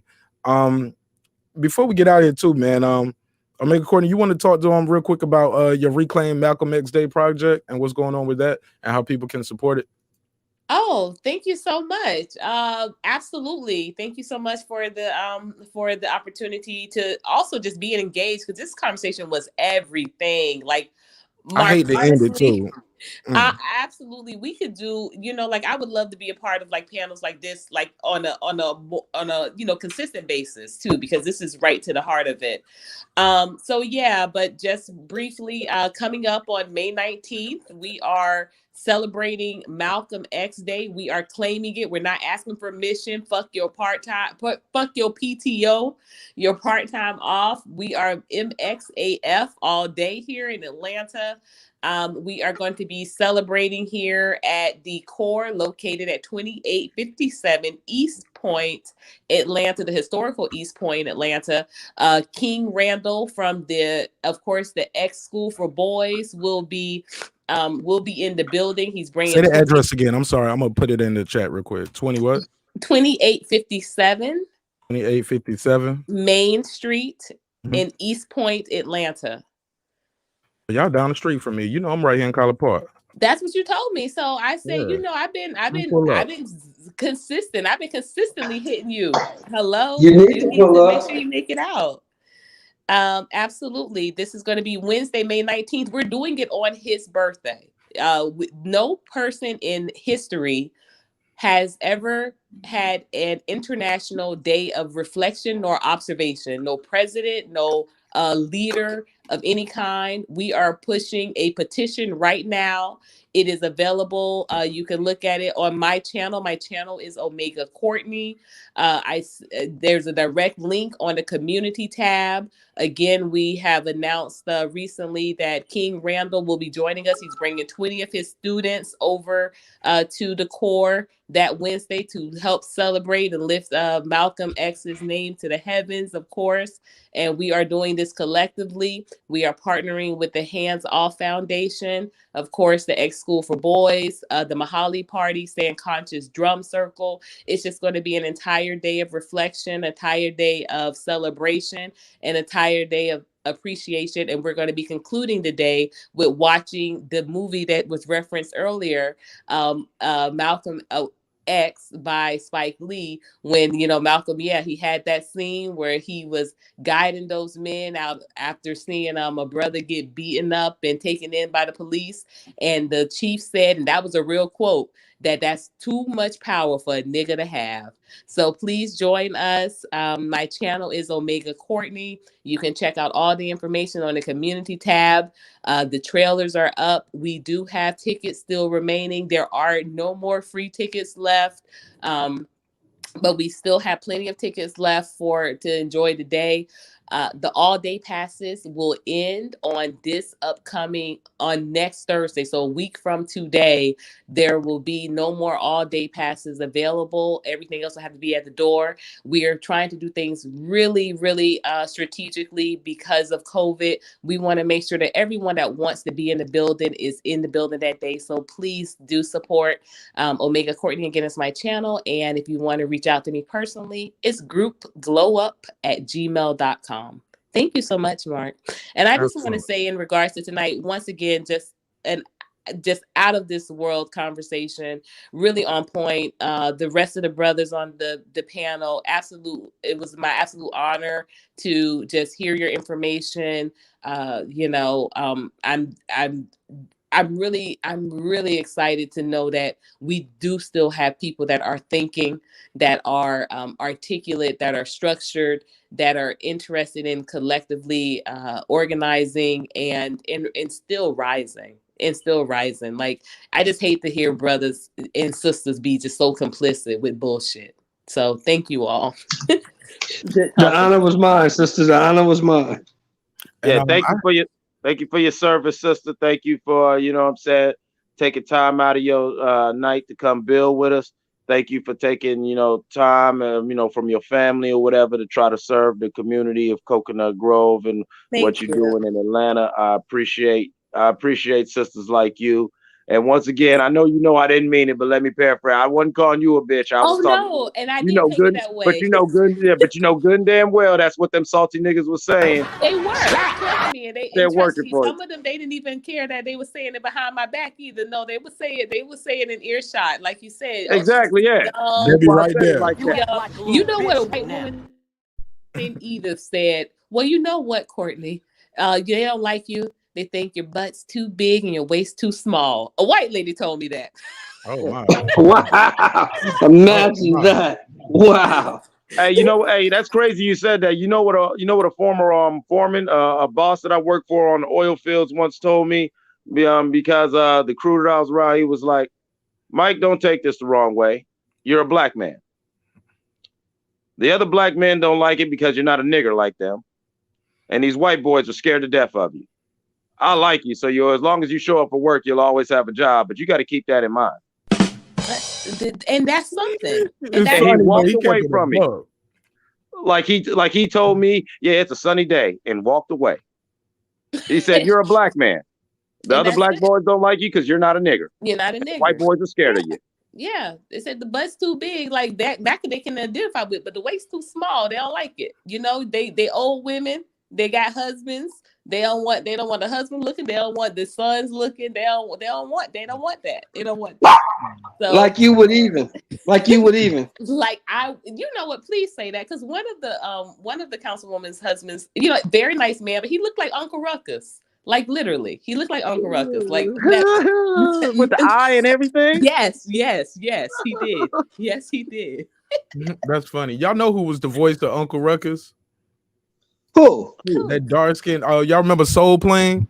The Oh, gay, the black, Yes. the black flight. Oh attendant. yeah. Yeah, Black dude love kinda Soul gay. Plane. Yeah. Yeah, he's the voice, and he actually goes out sometimes, dressed and as he'll Uncle wear Ruckus. and he'll wear the whole outfit, and he got the fake eye and everything, and the makeup that they do on him is crazy because he looks just like the cartoon.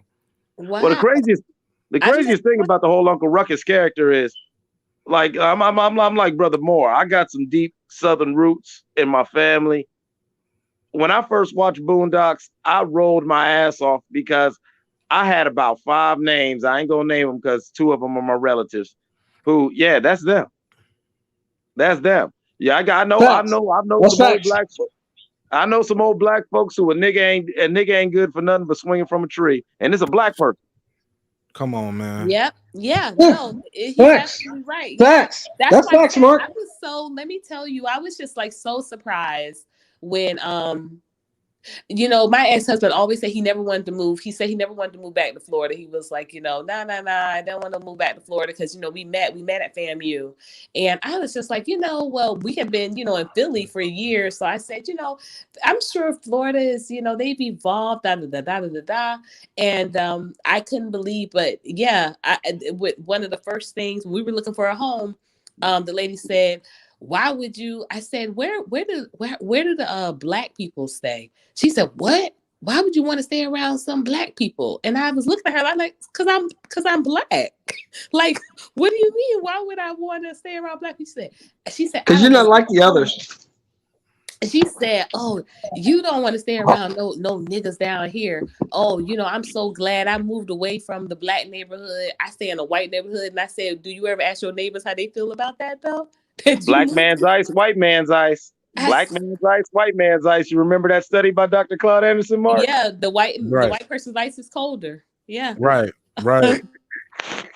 Hey, look, y'all, Shelton, you got anything else you want to add to this and tell people where you can follow you at? For those who saw the thumbnail, we were supposed to have this other conversation as well. We just didn't get to it. I am so sorry. Communicating your sexual needs to your partner. I thought it was a good conversation we were having, so I didn't push the issue far as just trying to switch the subject. But we'll definitely revisit that, and I'll change the thumbnail. I'll be back for that. Yeah, I want to say thank you to Mike for the cash app. I want to say thank you to, I think this is Makiyah for the cash app, and also thank you to Daryl for the cash app. Appreciate you guys. You get that thing I sent you? Yeah, I just said thank you. Oh, I'm sorry, I didn't hear you. My bad. Yeah, I don't have a channel, but Mark, you know, this is my first time here, and I'll be definitely hitting your channel every weekend, every Wednesday at 7 o'clock for this type of conversation, brother. Because this is, What coach you you on? know, Where you at? besides the boxing, sometimes you need to have a little conversation that's substantive. You know what I'm talking about? Absolutely. Let's make some noise for that. Let's make some noise for that. I appreciate.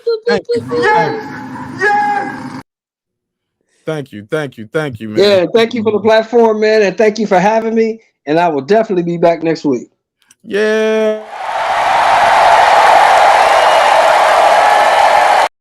My man. Hey, look, man. We do a week Monday, we do a weekend recap. So sometimes we'll be covering the fights that occurred. Also, if breaking news comes up, we'll talk about that. But Wednesday, I'll try to have this day set aside for building relationships, whether it's personal relationships, whether it's, we're talking about mental health, where we talk about relationships we can build within the community. And on Friday, I usually do a hip hop day, but I'm about to do a couple changes on the Fridays. I'm gonna mix that up a little bit, and we'll definitely throw in more of a conversation instead of me just playing records all day on Friday. Like we might have Tank over here and we'll talk about top 10 R&B albums or something like that, or I might things like that. I definitely want to talk about R&B and other genres of music, or might talk about production and have a couple producers I work with here in Atlanta who actually created some big records that you probably know. And I'm gonna try to get them on the show. But yeah, man. Thank you, brother. Appreciate that. Yeah, but man, you're more than welcome. And I appreciate you guys. Mike, you got anything else you want to add before we get up out of here? Man, I love all y'all. I want all y'all to win. I want y'all to know what it is we're up against. And the African proverb Sankofa, you know what I'm saying? Remember where you came from so you can see where you're going. And yeah, man, everybody, let's just not get distracted. And yeah, every day's a blessing and it's always a lesson. So let's learn and try to take that as an opportunity to grow and develop. You know what I'm saying? And if you take that bus, you'll get there. All right. Well, with that said, as always, the guests will get the last word over here. If y'all guys want to holler at me after the show, just hang out right there. I'm gonna run the outro. Bear with me. Yeah. It's been another great episode of Breaking the Beats. It's your boy Marq Nash. I appreciate everybody who pulled up. As always, remember, dreams require sleep, goals require effort, and you can definitely go to marknash.com and you can get your hoodie or your shirt. I'll see you guys on Friday with another great episode. God bless you all, and thank you so much. Peace. Appreciate it. Peace.